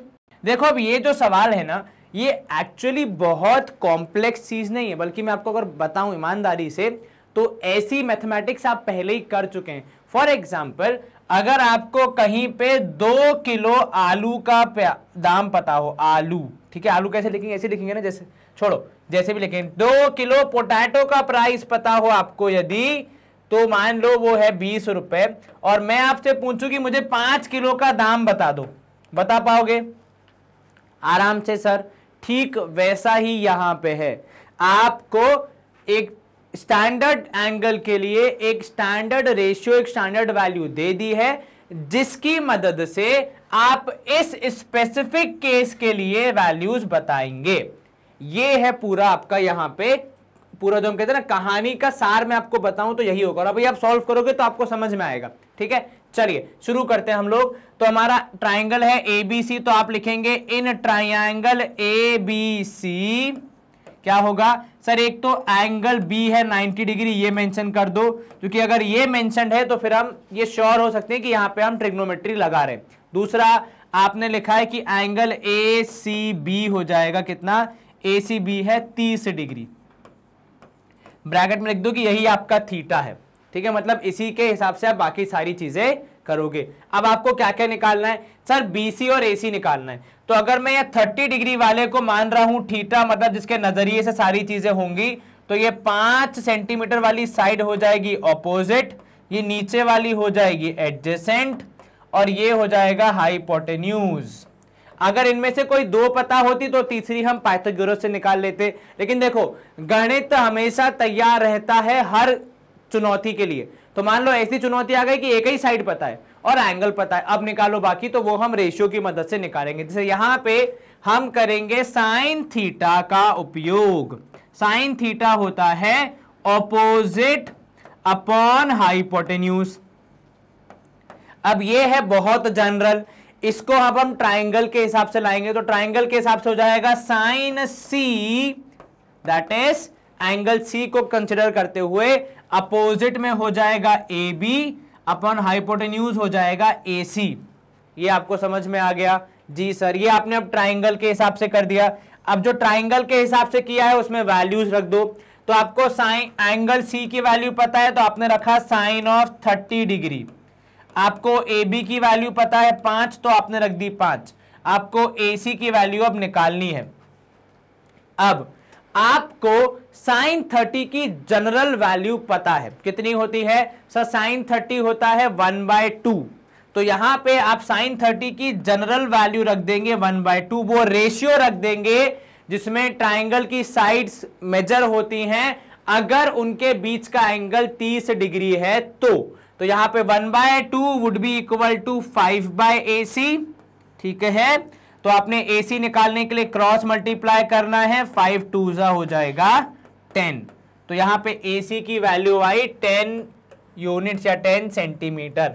ठीक वैसा ही जैसा मान लो आपको यहां पे 1 किलो का दाम दिया है, आप 5 किलो का निकाल रहे हो, वही गणित हुआ।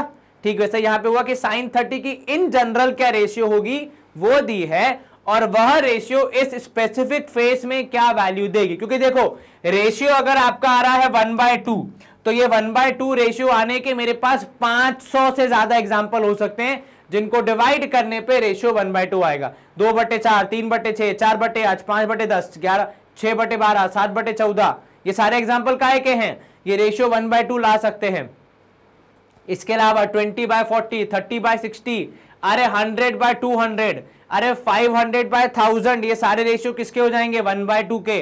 तो 1/2 के जो सारे पॉसिबल वैल्यूज हैं उसमें से यहां कौन सा स्पेसिफिक यूज हो रहा है वो हमने निकाल के वैल्यूज बताएं कि AC की वैल्यू है 10 सेंटीमीटर। ठीक है, कहानी समझे आप।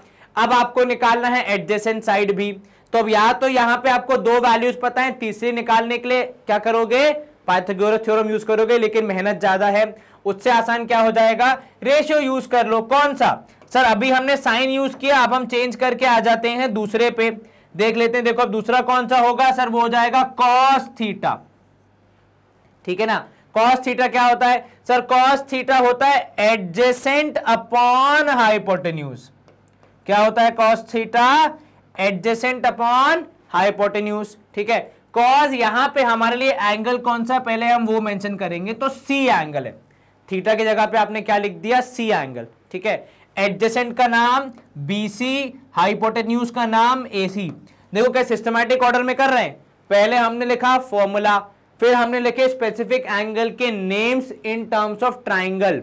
ठीक है, अब हम इसमें वैल्यू इंसर्ट करेंगे। तो साइन C की जगह यहां पे हो जाएगा C की जगह 30 डिग्री, तो cos 30। ठीक है, BC की जगह रखोगे BC की वैल्यू जो आपको पता करनी है, और नीचे आ जाएगा AC जो आप पहले ही पता लगा चुके हैं 10। अब cos 30 की वैल्यू सर √3/2, तो यहां पे आप क्या करोगे, यहां पे आप cos 30 की वैल्यू √3/2 पुट करोगे, BC/10। अगर आपको वैल्यूज याद नहीं रहती हैं तो हर सवाल में ऊपर लिख लिया करो कि देखो 1/2, 1/√2 और √3/2।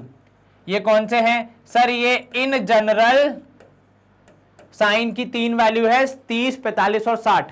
0 और 90 को छोड़ दो क्योंकि वो इतनी ज्यादा यूज नहीं होती है, ठीक है। इसको अब आप सॉल्व करेंगे क्योंकि दोनों के डिनोमिनेटर में कैंसिल होने वाले नंबर्स हैं, आपने कैंसिल किया। √3 = BC/5, क्रॉस मल्टीप्लाई होगा 5√3 is the value of BC। ये इस सवाल के स्पेसिफिक वैल्यूज मिली आपको, कितनी, 5√3, ठीक है। कहीं कोई दिक्कत तो नहीं, बिल्कुल नहीं सर, आसानी से हो गया, दोनों साइड्स निकल गई। हमें यहाँ पे पाइथागोरस बाबा को डिस्टर्ब करने की जरूरत नहीं पड़ी, वरना अन्यथा उन्हें परेशान करते। लेकिन हम सॉल्व भी कैसे करते उसके बिना, क्योंकि हमें एक ही साइड पता थी, ठीक है। तो ये रेशियोज हमें मिल गए, हमने आसानी से अपने सवाल का उत्तर दे दिया। अगेन ये आप पहले भी कर चुके हैं, कोई नया गणित नहीं है जिसमें एक चीज की वैल्यू पता है दूसरी आपको निकालनी है, ये आप बचपन से करते आ रहे हैं। इसके आपके पास 50 एग्जाम्पल है, तो डरने की बिल्कुल भी आवश्यकता नहीं है। चलिए स्क्रीन क्लियर, ये आपका एग्जाम्पल 6 हमने सॉल्व कर दिया। अगर आपको किसी को स्क्रीनशॉट लेना है तो देखो मैं हट जाता हूं थोड़ा सा बाहर, हो गया। चलिए आसान एग्जाम्पल था। एग्जाम्पल नंबर 7 क्या कह रहा है आपसे कि in triangle PQR right angle at Q, PQ is 3, PR is 6। अब यहां पे उल्टा खेल खेल दिया है, आपको वैल्यूज दे दी है, रेशियो दे दिया, लेकिन ये नहीं पता कि एंगल कितने। तो आपको क्या करना है, एंगल फाइंड करने, तो उल्टा काम करना है, ठीक है। क्या करेंगे हम, पहले साइड्स का रेशियो इवैल्यूएट करेंगे, किस नजरिए से देख रहे हैं वो इवैल्यूएट करेंगे, उसके बाद फिर हम डिसाइड करेंगे ये कौन सा रेशियो है, ठीक है। तो चलो सॉल्व करना स्टार्ट करते हैं। सबसे पहले आप लिखोगे इन ट्रायंगल PQR, ठीक है। आपके पास क्या क्या है सर, एक तो एंगल Q है 90 डिग्री, ये बात पक्की है क्योंकि सवाल में लिखा है। दूसरी बात, आपको साइड्स दी हैं, PQ इज 3 सेंटीमीटर और PR इज 6 सेंटीमीटर, ठीक है। अब अगर मुझे जितना मैंने ट्रिग्नोमेट्री पढ़ा है, यहां पे साइड्स अकेले नहीं रेशियो में चलती हैं, ठीक है। तो आप रेशियो निकालेंगे अगर PQ/PR का, ठीक है, ये हो जाएगा 3/6 दैट इज 1/2। अब सवाल ये है कि PQ और PR हैं क्या सर, ये ट्राइंगल की साइड्स हैं, लेकिन ट्रिग्नोमेट्री में अकेले ट्राइंगल की साइड्स होना काफी नहीं है, इनका ये किस नजरिए से देखे जा रहे हैं वो भी इंपॉर्टेंट है। अर्थात ये किसी के लिए अपोजिट है, किसी के लिए एडजेसेंट है, तो किसको आप कंसिडर करके इन्हें अपोजिट या एडजेसेंट का बैच पहनाएंगे, उस पर डिपेंड करेगा आगे कहानी कैसी चलेगी। उदाहरण के तौर पे देखो, हमें पहले बोला एंगल QPR निकालो, तो हमने एंगल QPR को अपना नजरिए वाला एंगल रख लिया है, ठीक है। तो अगर हम QPR के हिसाब से बात करें तो ये हो जाएगी ऑपोजिट साइड और ये हो जाएगी एडजेसेंट साइड, ठीक है, और ये जनाब हो जाएंगे हाइपोटेन्यूज, ठीक है। अब यहां पे कंसिडरिंग या फिर विथ रिस्पेक्ट टू, क्या लिख रहा हूं मैं, देखो एक इंग्लिश में लिख रहा हूं नया वर्ड जो मैंने आज तक कभी नहीं लिखा, with respect to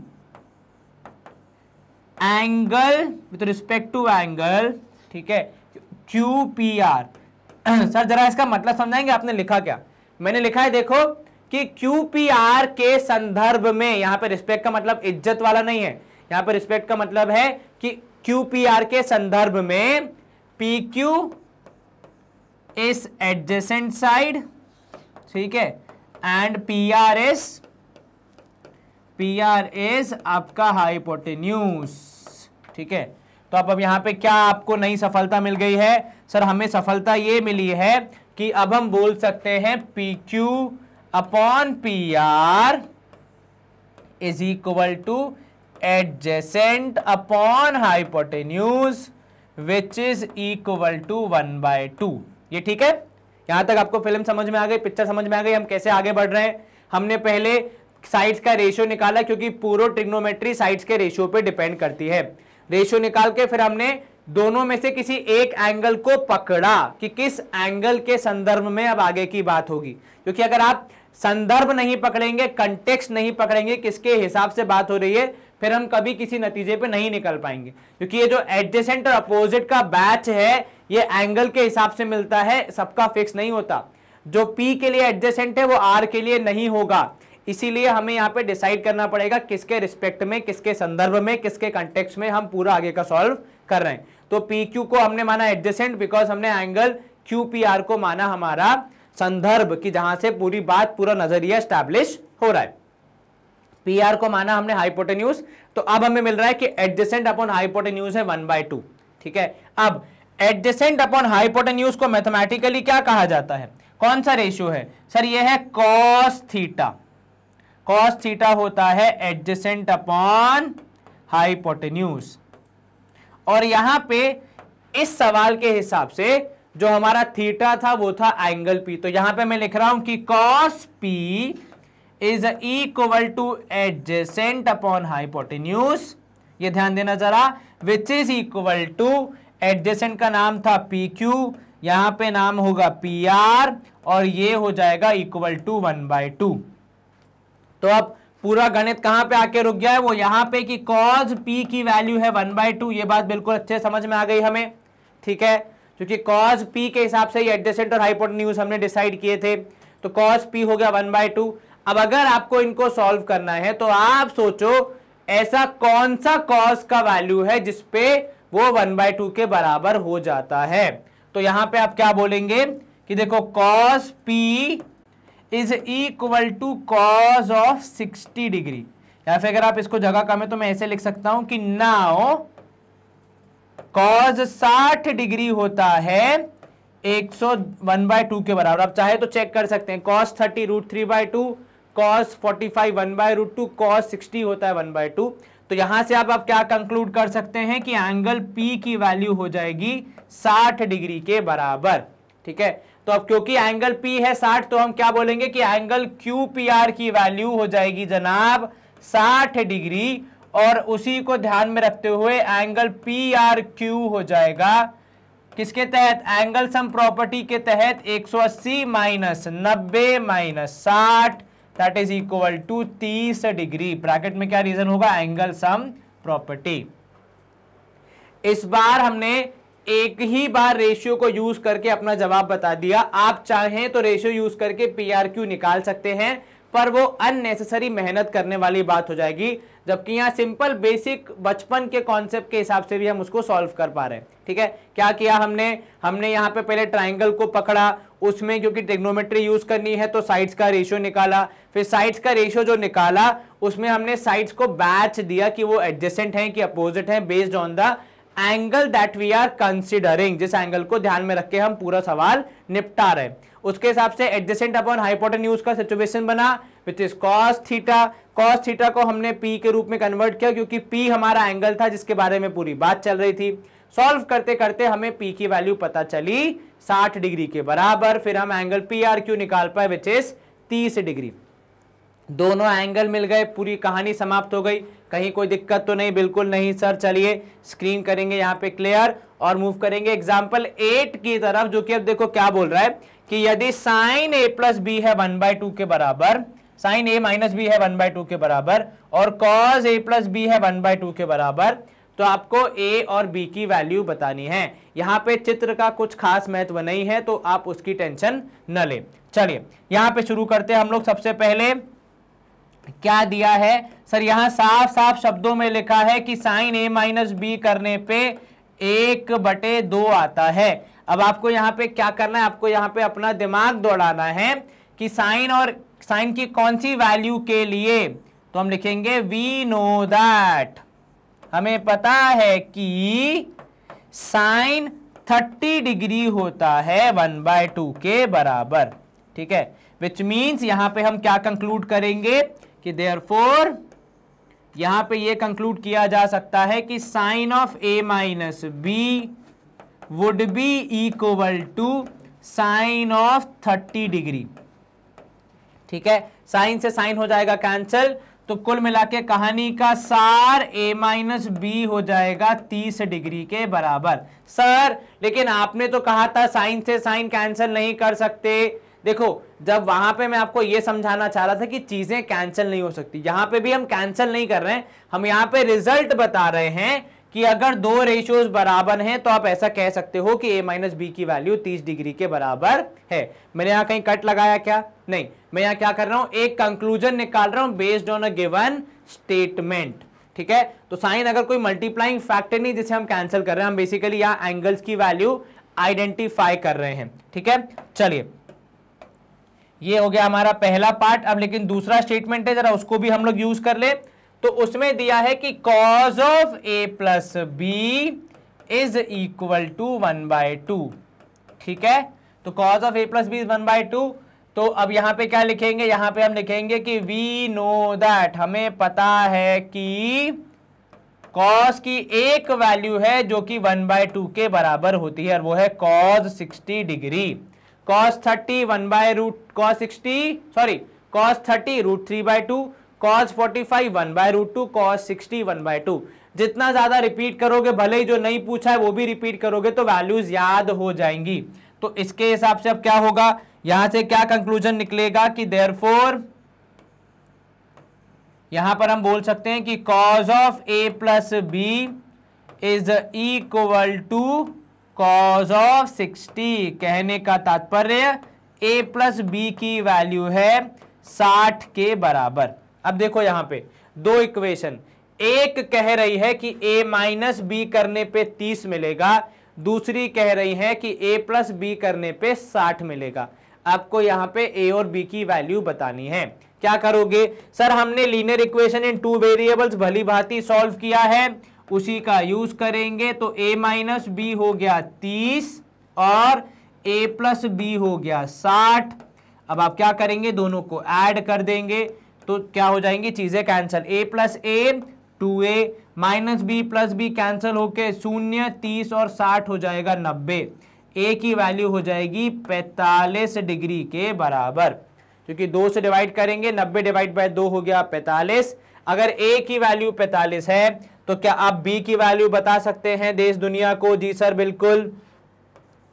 a minus B है कितना, 30 डिग्री, इसमें से a की वैल्यू 45 रख दो, b की वैल्यू पता लग जाएगी, b वहां जाएगा 30 यहां आएगा, कुल मिला के जोड़ घटा के कहानी का सार b की वैल्यू है 15 डिग्री। तो हमें सवाल में क्या बोला गया था कि भैया a और b की वैल्यू पता लगाइए, तो वो हम पता लगा पाए कि b की वैल्यू है 15, a की वैल्यू है 45। अब देखो यहाँ पे क्या क्या लिखा है, एक चीज तो ये लिखी है कि a प्लस बी 0 से बड़ा है और जोड़ने पर 90 या उससे कम आएगा। तो वही हमने किया, जोड़ने पे वो 60 आ रहे हैं तो 90 या उससे कम आ रहे हैं और 0 से बड़े हैं। दूसरी चीज इन्होंने बोली कि a बड़ा है b छोटा है, वेरीफाई कर लो, a बड़ा है b छोटा है, मतलब हमने सही सॉल्व किया है। ठीक है, कहीं कोई दिक्कत तो नहीं? बिल्कुल नहीं सर, आपने a और b दोनों पता लगा लिए। देखो रेशियोज कैसे अलग अलग तरीके से यूज होते हैं। ठीक है, यहां पे दो एंगल निकाल लिए आपने एक ही रेशियो को यूज करके, एक इधर एक उधर, मतलब बेसिकली रेशियो एक बार में एक ही यूज हुआ। ठीक है, a प्लस बी आप निकाल पाए। आसान सवाल? जी सर बिल्कुल। जैसे आप नॉर्मल मैथमेटिक्स करते हैं, एलजेब्रा की या फिर अर्थमेटिक की, ठीक वैसे ही करना है, कुछ अलग नहीं है। बस वही है कि हमें दिमाग में हमारे ना थॉट प्रोसेस बन जाता है कि भैया हम तो नहीं कर पाएंगे। और बेटा एक बात ध्यान रखना, दुनिया में एक बहुत अच्छी कहावत है कि मन के हारे हार है और मन के जीते जीत।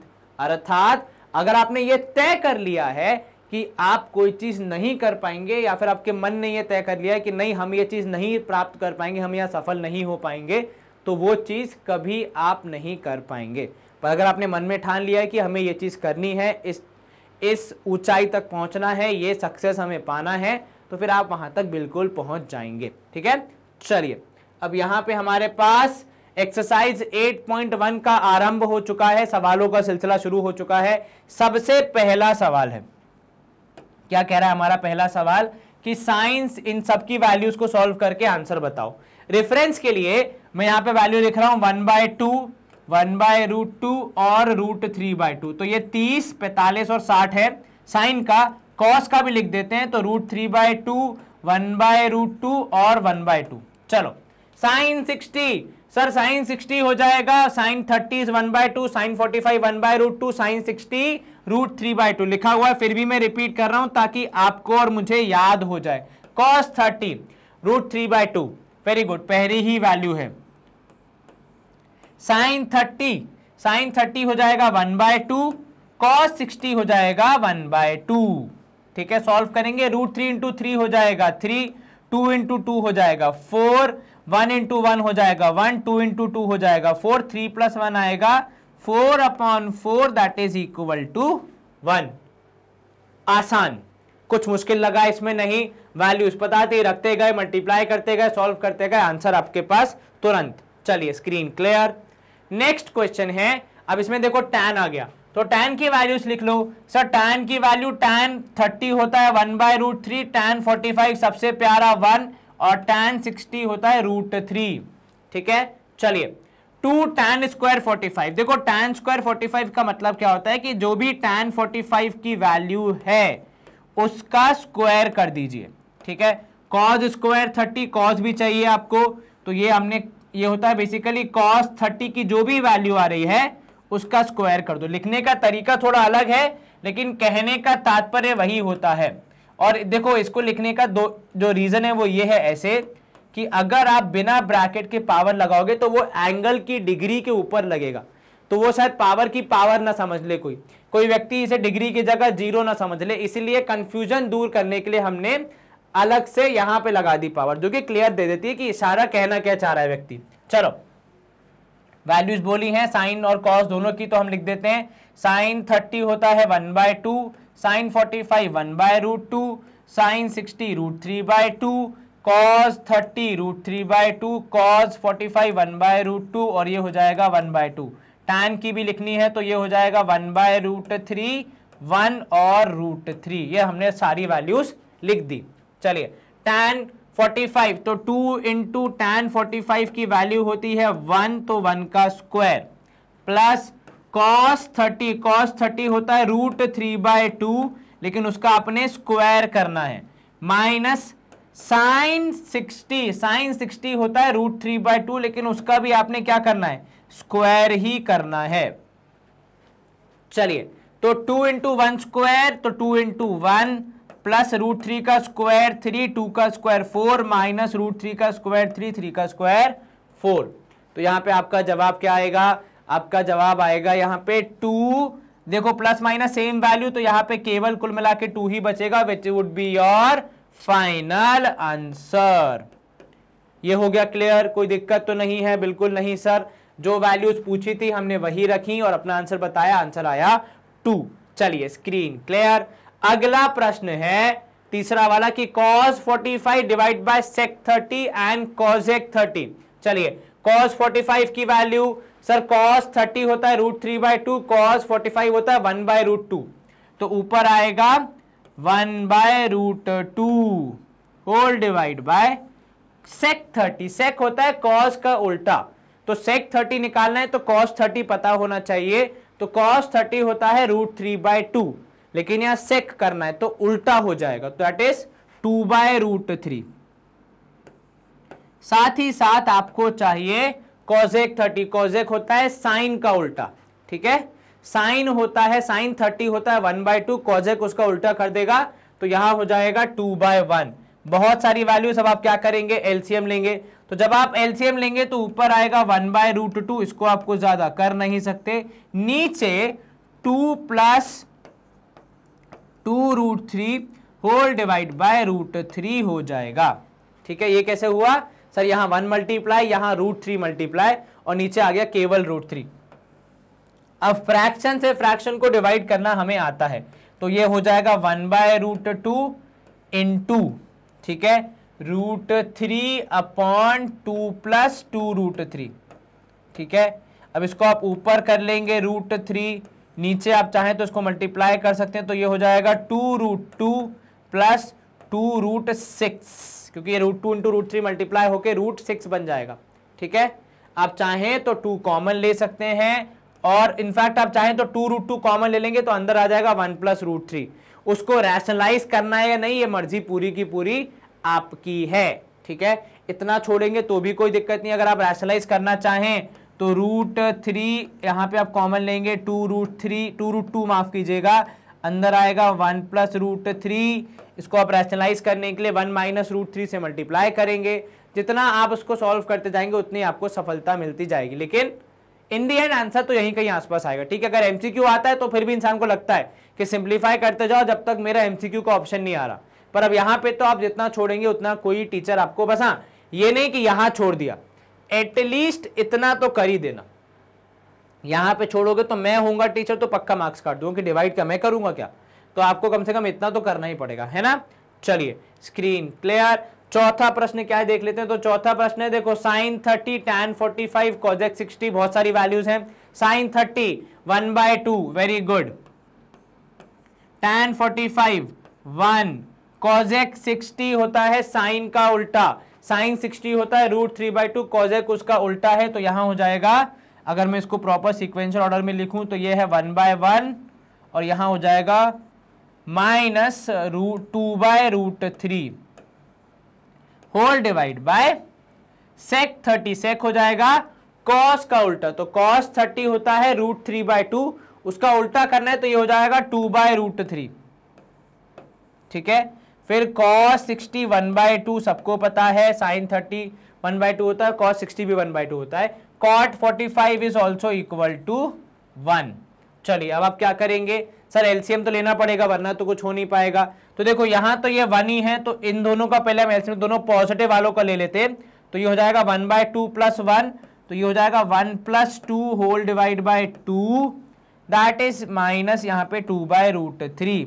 नीचे भी हम ऐसे ही कुछ करेंगे, तो 2/√3 प्लस 1 + 2 होल डिवाइड बाय 2। अब यहां पे आप सॉल्व करने का प्रयास करेंगे तो आपको मिलेगा 3 - 3/2 - 2/√3 होल डिवाइड बाय यहां पे 2/√3 प्लस 3/2। अब देखो केवल एक प्लस माइनस का फर्क है, तो मैं यहां पे थोड़ा सा जादू कर रहा हूं। मैं क्या कर रहा हूं, नीचे वाला जो डिनोमिनेटर है उसको रीअरेंज कर रहा हूं ताकि हम लोग कम से कम एक सिंक में चले, समझ रहे हो। तो ये हो गया 2/√3, इधर पे आ जाएगा 3/2 प्लस 2/√3। अब देखो एक पैटर्न बन जाएगा, ऊपर नीचे माइनस ऊपर प्लस। अब आप क्या कर सकते हैं, एलसीएम लेंगे तो 3 × √3 कितना हो जाएगा, तो सर 3 × √3 हो जाएगा यहाँ पे 3√3 -4 होल डिवाइड बाय 2√3। ये अगर मैं काम करूं इसको इधर लिख देते हैं, क्या करेंगे आप एलसीएम ले रहे हैं तो एलसीएम में जब कुछ भी कॉमन ना हो तो आप क्रॉस मल्टीप्लाई कर देते हैं। ठीक है, तो यहां पे हो गया 3√3 - 2 2 4 होल डिवाइड बाय 2√3, और यहां ये पूरा डिवाइड होगा किससे, तो सर नीचे भी आएगा 3√3 + 4 होल डिवाइड बाय 2/√3। अब क्योंकि दोनों डिनोमिनेटर और न्यूमरेटर मतलब फ्रैक्शन जो है दोनों, उसमें दोनों में 2/√3 एज डिनोमिनेटर है, तो वो कैंसल। क्या बच गया सर, इधर बच गया 3√3 - 4, नीचे बच गया 3√3 + 4।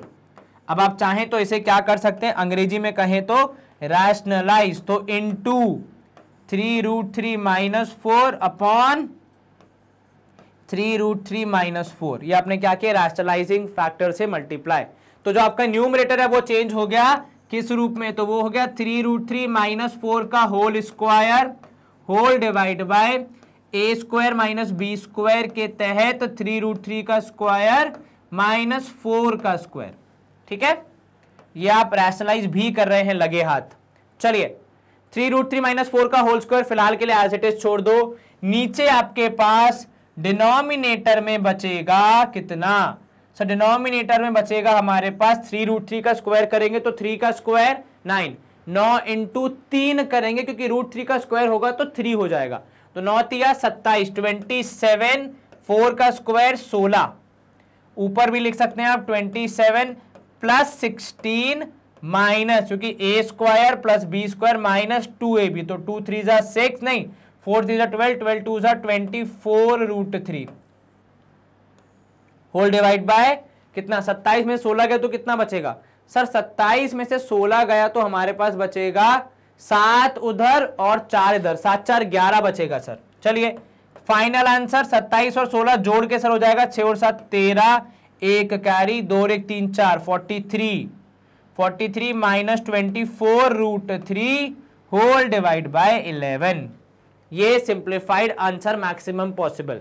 ठीक है, आपने वैल्यूज भी रख दी, फिर आपने सॉल्व भी कर लिया, जो कॉमन था उसको आपने काट भी दिया, उसके बाद फिर रैशनलाइजिंग फैक्टर से मल्टीप्लाई करके आपने डिनोमिनेटर को रैशनलाइज भी करके कुछ इस तरह का आंसर लाके दे दिया। इससे ज्यादा सिंप्लीफाई करना है तो √3 की वैल्यू पता होनी चाहिए, वो रख दो, मल्टीप्लाई करके माइनस करके और डिवाइड कर लो, यदि जीवन में पर्याप्त, इनफैक्ट मोर देन पर्याप्त समय है तो। पर अगर आपके पास समय की कमी चल रही है जीवन में तो कृपया यहां पर छोड़ दें, कोई दिक्कत नहीं आएगी, कोई टीचर कोई अंक नहीं काटेगा। चलिए यह सवाल भी सॉल्व, स्क्रीन क्लियर। अगला प्रश्न है कि 5 cos square 60 plus 4 sec square 30 minus tan square 45, नीचे sin square plus cos square है। ठीक है, चलो वैल्यूज रखो। तो सर सबसे पहले है 5, सर cos 60 होता है 1/2, उसका करना है हमको स्क्वायर, क्योंकि देखो स्क्वायर लिखा हुआ है। ठीक है, उसके बाद है प्लस 4 sec स्क्वायर 30। अब देखो cos 30 जो कि sec का उल्टा होता है, cos 30 कितना होता है सर? cos 30 होता है 1/2, नहीं √3/2, बिल्कुल ठीक, cos 30 होता है √3/2। तो जब आपको sec 30 चाहिए आप उल्टा करेंगे, तो आप लिखेंगे 2/√3 का whole square minus tan square 45, tan 45 होता है 1, स्क्वायर करने पे भी 1 का स्क्वायर, sin स्क्वायर 30 इज 1/2 का स्क्वायर, और cos स्क्वायर 30 इज √3/2 का स्क्वायर। चलिए ये हो जाएगा 5 इंटू 1/4, क्योंकि 1/2 का स्क्वायर किया है, प्लस 4 इंटू 2 का स्क्वायर 4, √3 का स्क्वायर 3 माइनस 1, नीचे 1/2 का स्क्वायर 1/4 और √3/2 का स्क्वायर 3/4, √3 का स्क्वायर 3, 2 का स्क्वायर 4। चलिए इसको और फर्दर हम सॉल्व करें, साथ ही साथ इंक का कलर भी चेंज कर देते हैं यहाँ पे। 5/4 मल्टीप्लाई करने पे, ठीक है, फिर आ जाएगा प्लस करके 16/3, फिर है -1, और जो डिनोमिनेटर है उसमें आ जाएगा ऐड करके 4/4, तो वो 1 के बराबर ही होगा, जो अगली बार हम नहीं लिखेंगे। चलिए 4 और 3 और 1 का एलसीएम हो जाएगा कितना? 12, उससे कम नहीं हो सकता। तो यहाँ पे इंटू 3 करेंगे तो हो जाएगा 5 इंटू 3, अगर मैं ऊपर लिख दूं साइड में तो यहाँ इंटू 3, यहाँ इंटू 4 और यहाँ इंटू 12 करना पड़ेगा। तो ये हो जाएगा 15 प्लस 16 चौके हो जाएगा 64 माइनस 12 होल डिवाइड बाय 12। ये क्या किया आपने? एलसीएम लिया, 15 में से 12 गया, 3 बचेगा, 64 और 3 हो जाएगा 67/12। ठीक है, 64 और 3 कितना? 67 डिवाइड बाय 12। क्या किया आपने? सर वही जो गणित अब तक हम करते आ रहे थे कि पहले वैल्यूज रखो, फिर सिंप्लीफाई करते करते फाइनल आंसर यहां पे उत्तर के रूप में एक्सप्रेस करो। चलिए स्क्रीन क्लियर, एलसीएम भी आ गया 67/12। आप चाहें तो उसको डिवाइड करके डेसिमल में लिख सकते हैं, 5 पॉइंट समथिंग आएगा, पर उसकी कुछ खास आवश्यकता नहीं है। Correct, choose the correct option and justify your choice. चलो यहां पे आपको 4 ऑप्शन दिए हैं, देखो जो 4 ऑप्शन दिए हैं उनमें खाली एक रेशियो दिया है, पर यहां पे देखो कितने सारे हैं। तो पहले हमें क्या करना पड़ेगा, इसको सिंप्लीफाई करके एक फाइनल उत्तर तक आना पड़ेगा। ठीक है, तो हमारा पहला कार्य है 2 इंटू tan 30 की वैल्यू होती है 1/√3, ठीक है, whole divide by 1 plus tan square 30, तो ये हो जाएगा 1/√3 का होल स्क्वायर। ठीक है, अब यहां देखो ऊपर आ गया 2/√3, ठीक है, नीचे आ जाएगा 1 प्लस 1/3, क्योंकि 1 का स्क्वायर 1। अब आप एलसीएम लेंगे तो आपको मिलेगा यहां पे 2/√3 न्यूमरेटर में एज इट इज, डिनोमिनेटर में 3 प्लस 1/3। ठीक है, अब आप इसको और सॉल्व करेंगे तो ये हो जाएगा 2/√3 होल डिवाइड बाय 3 और 1 हो जाएगा 4/3। अब आप करेंगे क्रॉस मल्टीप्लाई तो 2/√3 इंटू 3/4। अब चीजें होंगी कैंसिल।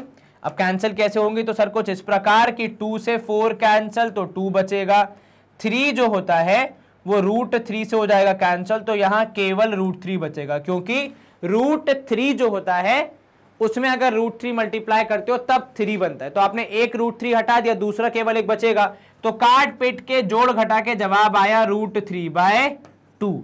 अब जो 4 ऑप्शन है उसमें से किसकी वैल्यू √3/2 के बराबर होगी वो हमें आइडेंटिफाई करना है। तो देखो sin 30 होता है 1/2, tan 60 होता है √3, cos 60 हो जाएगा 1/2, sin 60 होगा √3/2। तो आपका ऑप्शन ए हो जाएगा आंसर। यहां पे क्या लिखोगे कि इसके बाद लिख सकते हो कि we know that sin 60 and cos 30 are equal to √3/2, hence option A sin 60 would be correct, क्योंकि cos 30 का ऑप्शन नहीं है। cos 30 का ऑप्शन होता तो हम cos 30 मार्क करते, पर cos 30 नहीं है क्योंकि दो वैल्यूज हैं जो कि √3 के बराबर है। तो यहां पे आप चाहो तो मैं लिख भी देता हूं आपकी सहायता के लिए कि we know that sin 60 degree and cos 30 degree are equal to, handwriting थोड़ी गंदी है मुझे पता है, एडजस्ट कर लो, are equal to √3/2। Therefore answer is option, therefore option A sin 60 degree is correct. ऐसा लिख देना, ठीक है, समझ में आ जाएगा टीचर को कि आप क्या कहना चाह रहे हो। चलिए, हैंड राइटिंग गंदी है, मैंने लिखा है कि भैया वी नो दैट कि एक sin 60 दूसरा cos 30 होते हैं जो कि √3/2 के बराबर होते हैं। Therefore option A sin 60 degree is the correct answer. ठीक है, चलिए स्क्रीन क्लियर, पहला ऑप्शन समाप्त हो गया, पहला क्वेश्चन। दूसरा पार्ट है इसका 1 - tan² 45 और 1 + tan² 45। अब 1 - tan² 45, tan 45 होता है 1, उसका स्क्वायर कर दिया 1², 1 + 1², ये हो जाएगा 1 - 1 होल डिवाइड बाय 1 + 1, ये हो जाएगा 0/2। तो आपका जवाब आना चाहिए 0, विच इज ऑप्शन डी। अब इसमें क्या ही सिंप्लीफाई या फिर क्या ही जस्टिफाई करोगे, ठीक है, ऑप्शन डी 0 इज करेक्ट। ठीक है, क्योंकि देखो जो tan 90 होता है वो होता है नॉट डिफाइंड, जो sin 45 होता है वो होता है 1/√2, जो कि यहाँ पे कहीं भी दिख नहीं रहा है। तो option D 0 is correct, B तो हो ही नहीं सकता। क्लियर, इजी क्वेश्चन था। तीसरा है, अगर sin 2a is equal to 2 sin a is true when a is equal to 1। अब देखो यहाँ पे क्या लिखा है, sin 2a आपसे लिखा है कि sin 2a is equal to 2 sin a। ठीक है, अब यहां पे आप क्या करोगे, आपको क्या बोल रहा है कि sin की ऐसी कौन सी वैल्यू है जिसमें या तो एंगल डबल कर लो, ठीक है, या फिर पूरे के पूरे रेशियो का डबल कर लो, बात बराबर ही पड़ेगी। 2 sin a is equal to sin 2a कब होता है। ठीक है, अब यहां देखो आपके पास ऑप्शन है 0, 30, 45 और 60। ठीक है, हम लिखेंगे यहां पे let a is equal to 45 degree. Try करते हैं क्या होता है, जब हम a को 45 डिग्री लिख रहे हैं तो यहां हो जाएगा sine of 2 × 45 degree which is sin 90 which is equal to 1। 2 sin a हो जाएगा, 2 sin a would be 2 sin of 2 sin 45 is equal to twice of 1/√2, cancel होके हद से हद √2 के बराबर आएगा। 2 से √2 कैंसिल, केवल √2 बचा। क्लियरली क्या हो रहा है सर, यही हो रहा है कि भैया इस केस में तो a = 45 में तो sin 2a is not equal to sin 2 sin a। ठीक है, तो 45 डिग्री वाला ऑप्शन तो गया, आप नहीं है जनाब सही। ठीक है, चलिए अब हम क्या करेंगे, अब हम करेंगे यहां पे इसको चेंज करेंगे और दूसरे एंगल पे आएंगे। ठीक है, 45 देख लिया, अब आप 60 भी देख लेते एक बार, फिर 30 भी देखेंगे, उसके बाद फिर खत्म करेंगे। चलिए अब यहां पे हम लिख रहे हैं लेट ए बी 30 डिग्री। अगर a है 30 डिग्री तो sin 2a हो जाएगा sin 2 × 30 that is sin 60 degree, है ना। तो sin 60 कितना हो जाएगा सर, sin 60 हो जाएगा √3/2, sin 60 √3/2। दूसरी तरफ है आपका 2 sin a, तो 2 sin a का तात्पर्य हो जाएगा यहां पे ट्वाइस ऑफ sin 30 डिग्री। अब साइन 30 डिग्री की वैल्यू होती है 1/2, तो कैंसल होके 2 से 2 कैंसल, केवल 1। ये क्या हुआ, यहां पे भी साइन 2a 2 साइन a के बराबर नहीं आया, ठीक है। तो ये वाला ऑप्शन भी, 30 डिग्री वाला ऑप्शन भी गलत। चलिए इसके बाद तीसरा ऑप्शन भी है हमारे पास, एक 0 है और दूसरा है 60 डिग्री। 60 डिग्री वाला ट्राई कर लेते हैं, क्योंकि देखो 0 से तो मुझे उम्मीदें कम लग रही हैं, पर अब खैर उम्मीद पे दुनिया कायम है। चलो आगे क्या सुनाया था मैंने, उम्मीद पे दुनिया कायम है, कौन किसका भाई, किसका संधि मुलायम है, बताना मुझे कमेंट में। अगर आपने सारे सेशन देखे तो मैंने कहानी सुनाई है कि अगर उम्मीद पे दुनिया कायम है तो किसी का संधि मुलायम है, तो किसका है ये बताओ, ठीक है। चलो a = 60 डिग्री, आप क्या बोलोगे, sign 2a = sign of 2 × 60 degree. अब इसकी तो वैल्यू ही नहीं पता भैया, साइन 2a मतलब यहां पे हो जाएगा कितना, 2 × 60 हो जाएगा साइन 120, उसकी वैल्यू तो हमारे स्कोप के ही बाहर है, तो इसको वैसे ही रिजेक्ट कर दो। बचा क्या, 0 डिग्री। तो अब बचा यहां पे लेट ए बी कितना, 0 degree, let A B 0 degree. अगर a है 0 तो साइन 2a मतलब साइन 2 × 0, दैट इज कितना, साइन 0। और 2 साइन a मतलब कितना, 2 साइन a हो जाएगा 2 × साइन a की जगह यहां पे आ जाएगा साइन 0। साइन 0 इज 0, तो ये लो 0, 2 × 0 इज ऑल्सो 0, तो मतलब कुल मिला के दोनों पक्ष बराबर। तो आपका ऑप्शन ए बिल्कुल सही है। जब a की वैल्यू 0 होती है तब sine 2a would be equal to 2 sine a। Clear. चलिए स्क्रीन क्लियर करेंगे हम और अपना नेक्स्ट सवाल की ओर जाते हैं। अब चौथा पार्ट है इसका, माफ कीजिएगा, कि 2 tan 30/1 - tan स्क्वायर 30 इनमें से किसके बराबर है। वही जो हमने सबसे पहले वाले में किया था, वैल्यू रखो, आंसर निकालो और उसके बाद फिर आप फाइनल उत्तर बता सकते हैं। 2 tan 30 मतलब हो जाएगा 2 × tan 30 होता है भैया 1/√3 whole divide by 1 - tan square 30 मतलब 1/√3 का स्क्वायर, ठीक है। चलिए यहां पे हो जाएगा 2/√3 अपॉन ये हो जाएगा √3 - 1 अपॉन, नहीं देखो पहले स्क्वायर होगा, देखा जल्दबाजी नहीं ना मुन्ना ना, तो 1 - 1/3 यही होगा जी सर। अब माइनस करेंगे तो यहां पे हो जाएगा 2/√3 अपॉन एलसीएम लेके जब आप माइनस करेंगे तो ये हो जाएगा 3 - 1/3। इतनी गणित तो हमें आती है, तो बहुत सिंपल था हमारे लिए। तो इधर हो जाएगा ऊपर 2/√3 और जो डिनोमिनेटर है उसमें भी फ्रैक्शन है 2/3। अब आप करेंगे इन दोनों का डिवीजन, जिसमें नियम कहता है सर कि आपको यहां पे करना है नीचे वाले का रेसिप्रोकल। तो 3/2, 2 से 2 कैंसल, अगर मैं रंग अलग करके कैंसल करूं ताकि दिखे हमें थोड़ा, तो इनके हिसाब से 2 से 2 कैंसल, √3 से ये 3 कैंसल, तो केवल √3/1 बचेगा।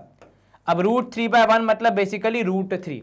√3 में से किसकी वैल्यू होती है सर, cos 60 होता है 1/2, साइन 60 होता है √3/2। यहाँ √3 तो है लेकिन यहाँ नीचे 2 है, वहां नीचे 2 नहीं है, मतलब फर्क है। tan 60 होता है √3 और साइन 30 होता है 1/2। तो आप क्या लिखोगे यहाँ पे, we know that tan out of the 4 options tan 60 is equal to √3, hence option C tan 60 is the correct option। ऐसा आप लिख सकते हैं स्टेटमेंट के फॉर्म में। अगर एमसीक्यू एग्जाम में आए तो केवल गोला बना के आगे बढ़ जाना, क्योंकि वहां तो स्टेटमेंट लिखने का कोई ऑप्शन नहीं, तो रिक्वायरमेंट ही नहीं होता है, ठीक है। चलिए स्क्रीन क्लियर। उसके बाद आप लिखेंगे यहाँ पे प्रश्न क्रमांक 3 जो बोल रहा है कि tan a + b है √3 और tan a - b है 1/√3। तो tan की वैल्यू से पूरा खेल चल रहा है, तो हम पहले क्या करेंगे, हम tan की जो हमारी वैल्यूज है इंपॉर्टेंट वाली वो लिख लेते हैं। तो tan 30 1/√3, tan 45 1 और tan 60 होता है √3। चलिए अब यहाँ पे गिवन क्या है, तो गिवन है कि tan a + b is equal to √3 और tan a - b is equal to 1/√3। हमने एग्जाम्पल सॉल्व किया है तो हमें पता है इस टाइप के सवाल को कैसे अप्रोच करते हैं। सर सबसे पहले आएगा यहाँ पे tan of a + b which is equal to √3, ये गिवन है।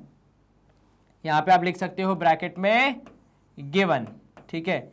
इसके बाद आपको क्या लिखना चाहिए, इसके बाद आपको लिखना चाहिए कि v नो दैट, हमें पता है पहले से, क्या पता है हमें कि tan ऑफ कितना सर, tan ऑफ यहाँ पे √3, मतलब tan of 60 degree is equal to √3।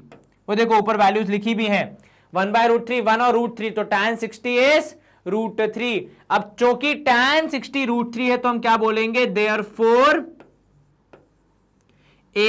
tan a plus B is equal to tan of 60 degree. That means कि a प्लस बी की वैल्यू हो जाएगी 60 के बराबर। ठीक है, ये हो गया, a plus B would be 60 degree के बराबर।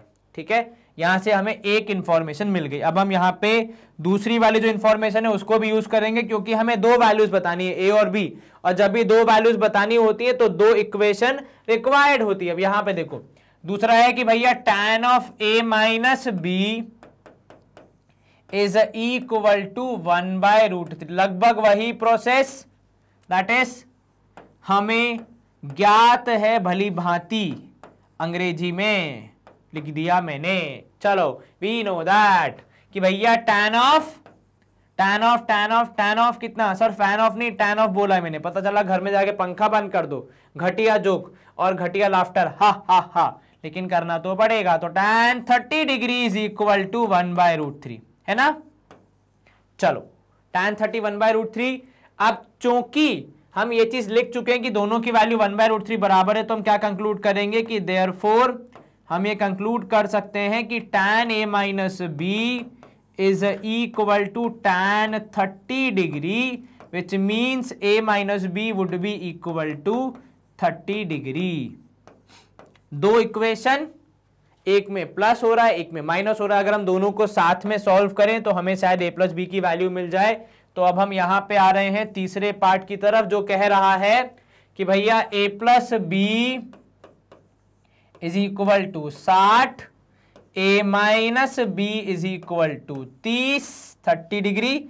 तो कुल मिला के अगर हम दोनों को ऐड कर देंगे तो हमें मिलेगा 2a is equal to 90 degree, क्योंकि प्लस बी माइनस बी है ना, तो जब आप ऐड करेंगे तो प्लस माइनस माइनस होके दोनों कैंसिल हो जाएंगे, तो a की वैल्यू हो जाएगी 90, ये जो डिवाइड बाय 2 हो जाएगा जो यहां मल्टीप्लीकेशन में था, तो a would be equal to 45 degree. अब एंगल A की वैल्यू अगर 45 डिग्री है तो एंगल B की वैल्यू कितनी होगी, तो आप यहां पे लिखोगे using A minus B is equal to 30 degree, we get angle B is equal to, या केवल B ऐसा लिख दो, B is equal to 15 degree. अब देखो ऊपर कुछ कंडीशन दी थी, पहली कंडीशन की a प्लस बी जोड़ने पे 90 से कम या उसके बराबर आना चाहिए। एक बार चेक कर लो, a की वैल्यू 45, b की वैल्यू 15, जोड़ोगे तो 60, मतलब 90 से कम है। बराबर भी ऑप्शन था लेकिन हम तो कम पे ही रुक गए। और दूसरा a b से बड़ा होना चाहिए, तो a की वैल्यू 45, b की वैल्यू 15, मतलब सवाल में जो जो कंडीशन दी गई थी उसके हिसाब से ही हमने a और b को फाइंड किया है कि a की वैल्यू 45 है, b की वैल्यू 15 है। सवाल की यहाँ पे एंडिंग है, स्क्रीन की यहाँ पे क्लियरिंग है, और नेक्स्ट क्वेश्चन की प्रेजेंटिंग है। Very good sir. State whether following statements are true और फॉल्स, जस्टिफाई और आंसर।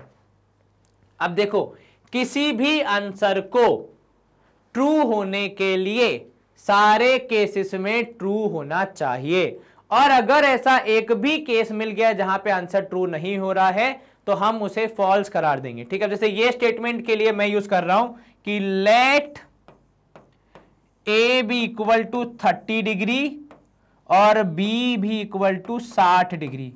सर ऐसा क्यों कर रहे हैं हम, क्योंकि देखो ये दोनों वैल्यूज में ही पॉसिबल है कि हम इसको अभी जितना हमें नॉलेज है उसके हिसाब से सॉल्व कर पाएंगे। ठीक है, चलिए तो सर एग्जाम में ये कौन बताएगा कि कौन से वैल्यूज लेने, वो तो आपको इवैल्यूएट करना पड़ेगा। जैसे अगर आप यहाँ पे a और b में 30 और 45 लेते, जोड़ के होता 75, तो आपको साइन 75 की वैल्यू पता है क्या, नहीं पता तो नहीं ले सकते। दोनों सेम नहीं ले सकते क्योंकि a प्लस बी लिखा है तो अलग अलग वैल्यूज होने चाहिए। अगर आप 60 और 45 लोगे तो वो 90 के पार हो जाएगा, जो कि आपके उसमें नहीं है, एरिया में नहीं है, तो फिर आपको 30 और 60 पे ही बैठना पड़ेगा। तो अगर आप sine of a plus B करेंगे 30 प्लस 60, तो वो हो जाएगा साइन ऑफ 90 डिग्री, है ना। जो कि हो जाएगा इक्वल टू 1। तो आपका LHS तो आ गया 1 के बराबर। अब आ जाते हैं RHS पे, तो मैं अलग कलर से लिख रहा हूं। RHS है sine A plus sine B, तो साइन 30 प्लस साइन 60, साइन 30 हो जाएगा 1/2, साइन 60 हो जाएगा √3/2, बीच में साइन 45 विच इज 1/√2। हालांकि यहां पे लिखने की आवश्यकता नहीं है। इन दोनों को ऐड करोगे तो ये हो जाएगा 1 प्लस √3/2। अगर मैं इसको न्यूमेरिकली भी सॉल्व करने का प्रयास करूं तो √3 की वैल्यू 1.7 समथिंग होती है। पूरी तो मैं लिख भी नहीं रहा, केवल एक डेसिमल लिख रहा हूं, होल डिवाइड बाय 2। तो ये हो जाएगा 2.7 divide by 2 which is approximately कितना। तो सर ये हो जाएगा 1.3 के आसपास, 1.35। तो ये 1.35 आया, ये 2 से डिवाइड होने के बाद वो जनाब अभी भी 1 पे ही अटके हैं। तो मतलब स्टेटमेंट का एक एग्जांपल तो मिल गया जहां पे स्टेटमेंट गलत बा। तो आप क्या बोलोगे, स्टेटमेंट इज फॉल्स, क्योंकि हमें एक एग्जांपल मिल गया जहां पे स्टेटमेंट गलत है। और मैथमेटिक्स का नियम कहता है कि यदि एक भी जगह ऐसी हो जाती है जहां पे स्टेटमेंट आपका गलत जा रहा है तो आप उसे नहीं एक्सेप्ट करेंगे, आप उसे फॉल्स करार देंगे। अगर ऐसे सारे केस मिलते हैं जहां पे स्टेटमेंट ट्रू है तो वहां पे आप बिल्कुल हां बोलेंगे, पर जहां फॉल्स है वहां आपको अगर एक भी केस मिल जाता है फॉल्स होने का तो आप फॉल्स बोल सकते हैं। ठीक है, चलिए यहां पे हमें एक ही केस मिल गया, पहला वाला। अब दूसरा पार्ट देख लेते हैं इसका। The value of sine theta increases as theta increases. अब यहां पे देखो, sine 0 is 0, sine 30 is 1/2, sine 45 is 1/√2। इसको आप सॉल्व करेंगे तो ये कितना आएगा वो आपको पता करना पड़ेगा। ठीक है, साइन 60 आ जाएगा √3/2। ठीक है, और यहां पे हो जाएगा sine 90 that is equal to 1। अब अगर आप ऐसे चेक करें, ठीक है, तो ये हो जाएगा 0, ये हो जाएगा 0.5, ये हो जाएगा 1 डिवाइड बाय 1.4। तो जब आप इसको आप ऐसे देखेंगे तो ये हो जाएगा कितना, 10 डिवाइड बाय 114, तो लगभग हो जाएगा 10 तो 5/7। ये हो जाएगा 0 पॉइंट कितना करोगे, √2 से डिवाइड करो, √2 की वैल्यू होती है 1.414। ठीक है, √3/2, ठीक है, वो कितना हो जाएगा, तो सर √3 हो जाएगा, यहां पे √3 की वैल्यू होती है 1.7 समथिंग होल डिवाइड बाय 2, और ये हो जाएगा 1। तो ये देखो आप जो वैल्यूज हो रही हैं, जैसे जैसे थीटा इंक्रीज होते जा रहा है इनकी वैल्यू भी इंक्रीज होती जाएगी। ठीक है, कोई दिक्कत तो नहीं, बिल्कुल नहीं सर। इनको आप सॉल्व करके देख सकते हैं, आपको आंसर आपका मिल जाएगा। ठीक है, कोई खास आपत्ति आपको, कोई खास दिक्कत आपको नहीं होगी। ठीक है, चलो जैसे यहां पे आप अगर देखोगे तो ये हो जाएगा 10 बाय कितना, ये हो जाएगा 10/14 विच इज 5/7। तो डेसिमल के रूप में देखोगे तो ये 0.7 समथिंग होगा। ठीक है, क्योंकि 50 हो जाएगा आपका डिवाइड करने पे, विच इज रफली कितना, विच इज रफली अराउंड 7 7 49, तो 0.7 समथिंग होगा। एग्जैक्ट तो मैं बोल भी नहीं रहा। 1.7 होता है 17, यहां पे 1.7 को जब आप डिवाइड करोगे 2 से, आसान डिवीजन है, तो जाएगा 0.8, क्योंकि 9 जा होता है 18, तो 0.8 समथिंग आएगा। डॉट नहीं लगा रहा हूं मैं, बेसिकली बोल रहा हूं 0.8 समथिंग आएगा। और ये तो 1 है, तो देख लो 0.5 के बाद 0.7, 0.8 फिर 1। तो आप कह सकते हो कि yes, as the value of theta increases the sine theta also increase, the value as the value of theta increases value of sine theta also increases. We have the example, हमने डेसिमल में भी दिखा दिया कि values increase हो रही हैं। ठीक है, चलिए स्क्रीन क्लियर कर देंगे, इतना एग्जांपल किसी के लिए भी काफी होगा अपने रिजल्ट तक पहुंचने में। cos theta increases as theta increase. अब ये देखो यहां पे आप उल्टा करेंगे, देखो cos 0 इज 1, cos यहां पे है अगर 30 डिग्री, ऊपर डिग्री का साइन लगा दो तो ये हो जाएगा √3/2। इन सब की वैल्यूज निकाल चुके हो वैसे तो। cos 45 1/√2, cos 60 is 1/2 and cos 90 is 0। अगर हम डेसिमल फॉर्म में निकाले वैल्यूज तो ये जनाब है 1.0, ये जनाब है 0.8 समथिंग, ये जनाब है 0.7 समथिंग, ये है 0.5 समथिंग, और ये तो है ही 0।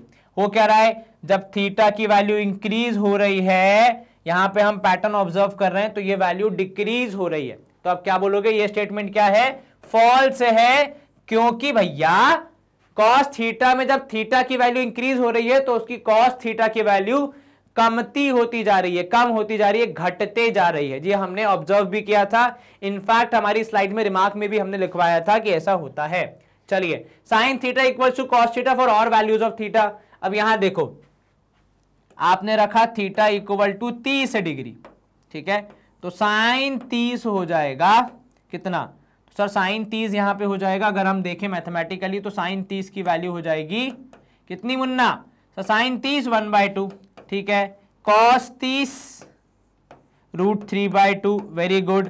क्या साइन 30 और कॉस 30 बराबर साबित हुए, नहीं सर, तो स्टेटमेंट क्या सही साबित होगा, कभी नहीं सर, तो स्टेटमेंट हो जाएगा फॉल्स, ठीक है। एग्जाम्पल जस्टिफाई क्या करोगे रीजन में, तो यही तो जस्टिफिकेशन है भैया कि आपको ऐसा एक मिल गया, ऐसे मैं 50 ला दूंगा, दो तो मेरे को याद है, एक थीटा इक्वल टू 30, दूसरा theta equal to 0, theta equal to 30, तीसरा इक्वल टू 60 और 90। केवल जब 45 होता है तब दोनों बराबर होते हैं, बाकी सब जगह तो अलग ही होते हैं, तो बल्कि ये तो ऑल वैल्यूज लिखना ही नहीं चाहिए, क्या होना चाहिए सही कि when theta is equal to 45 degree. चलो, cot A is not defined for A equal to 0।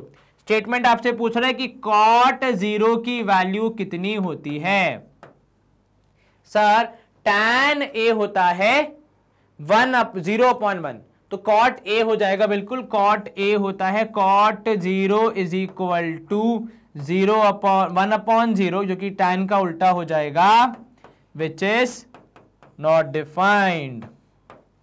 Therefore ये स्टेटमेंट क्या हो जाएगा, ट्रू, कि a की वैल्यू 0 है तो cot a would be not defined always. चलिए, ये भी आसान था, स्क्रीन क्लियर, और इसी के साथ हमारी एक्सरसाइज हो गई है समाप्त। लेकिन एक्सरसाइज समाप्त होने से पहले आपके लिए एक महत्वपूर्ण वेरी इंपॉर्टेंट जानकारी about your favourite channels, another way, another platform जहां से आपको पढ़ाया जाता है, जिसका नाम है magnetbrains.com, जो कि हमारी वेबसाइट है। तो ये जो आपकी वेबसाइट है magnetbrains.com, इसको आप जाइए गूगल पे चेक कीजिए, ये बहुत ही काम की चीज है उन विद्यार्थियों के लिए जिनको कई बार ऐसी डिफिकल्टी आती है सेशंस ढूंढने में या प्लेलिस्ट खोजने में। यहाँ पे आप वेबसाइट पे जाइए, हमने अपना सारा कंटेंट क्लासिफाई कर दिया है, जिसमें हमने कैटेगरी वाइज आपके सारे कंटेंट को डिवाइड कर दिया है। मान लीजिए आप इंग्लिश मीडियम सीबीएसई के विद्यार्थी हैं, कक्षा 10वीं के, सबसे पहली टैब आपके लिए है इंग्लिश मीडियम सीबीएसई कक्षा 10वीं 12वीं तक। वहां पे क्लास 10th का आपके पास ऑप्शन है, उस दुकान पे उस टैब पे क्लिक कीजिए। क्लास 10th के सारे टीचर्स, सारे सब्जेक्ट, सारे वीडियोस आपको एक ही जगह पे एकदम अरेंज्ड मैनर में मिल जाएंगे, ठीक है। जैसे आपको विभूति मैम से साइंस पढ़ना है, मैथ्स पढ़ना है, तो हमारे मैथ्स के जितने टीचर्स हैं सबके सेशंस यहाँ पे दिख रहे हैं, हिंदी के टीचर, संस्कृत के टीचर, सब आपको मिल जाएंगे। बस आप यहाँ पहुंचिए और जिस भी टीचर से आप पढ़ना चाहते हैं उसके नाम या शक्ल, जिस भी चीज को आप आइडेंटिफाई कर पा रहे हैं, उनके टैब पे क्लिक कीजिए, उनकी एक चैप्टर वाइज लिस्ट खुल जाएगी, उन्होंने कौन कौन से चैप्टर कवर किए हैं, किस चैप्टर में कितने लेक्चर्स बनाए हैं, किस लेक्चर में क्या पढ़ाया है, लेक्चर्स का फ्लो क्या है, वो सब आपको यहाँ पे दिखता है। आपको बस यहाँ पहुंचना है, वॉच नाउ के टैब पे क्लिक करना है और आराम से लेक्चर्स को एंजॉय करना है। जैसे यहाँ दिख रहा आपको व्यक्ति कोई और नहीं बल्कि आपका मैथ्स टीचर मैं हूँ, ठीक है। ये चैप्टर हमने पढ़ा है, यूट्यूब पे इसका वीडियो अवेलेबल है, लेकिन ये साथ में वेबसाइट पे भी अपलोडेड है, आप देख सकते हैं। बस यहाँ जाइए, सेशन को देखिए। मेरा विनम्र निवेदन है आपसे, मेरे द्वारा और मेरे द्वारा जो स्क्रीन लगाई है उसके अंदर से भी विनम्र निवेदन है कि अच्छे से पढ़ाई करें और जीवन में आगे बढ़ें। चलिए, इसी के साथ आपके फेवरेट चैनल मैग्नेट ब्रेन्स का जो 100% फ्री कोर्स चलता है फ्रॉम किंडरगार्टन टू क्लास 12, उसमें आप पढ़ रहे थे क्लास 10th की मैथ्स का इंपॉर्टेंट चैप्टर ट्रिग्नोमेट्री। उसमें हमने आज कुछ स्पेसिफिक एंगल्स की वैल्यूज के हिसाब से ट्रिग्नोमेट्रिक रेशियोज को पढ़ा, समझा, देखा, क्वेश्चंस को सॉल्व किया और चैप्टर की दुकान को बंद किया। आपको क्या करना है, मतलब चैप्टर की दुकान नहीं, सॉरी, एक्सरसाइज की दुकान को बंद किया। आपको सेशन को लाइक, चैनल को सब्सक्राइब, वीडियो को शेयर जरूर करना है, फ्रेंड्स एंड फैमिली के साथ अच्छे से पढ़ाई करना है, क्योंकि शेयरिंग करोगे तभी केयरिंग करोगे। अपना ध्यान रखें, अच्छे से पढ़ाई करें, stay home, stay safe, take care, bye bye, good day, see you soon, नमस्ते।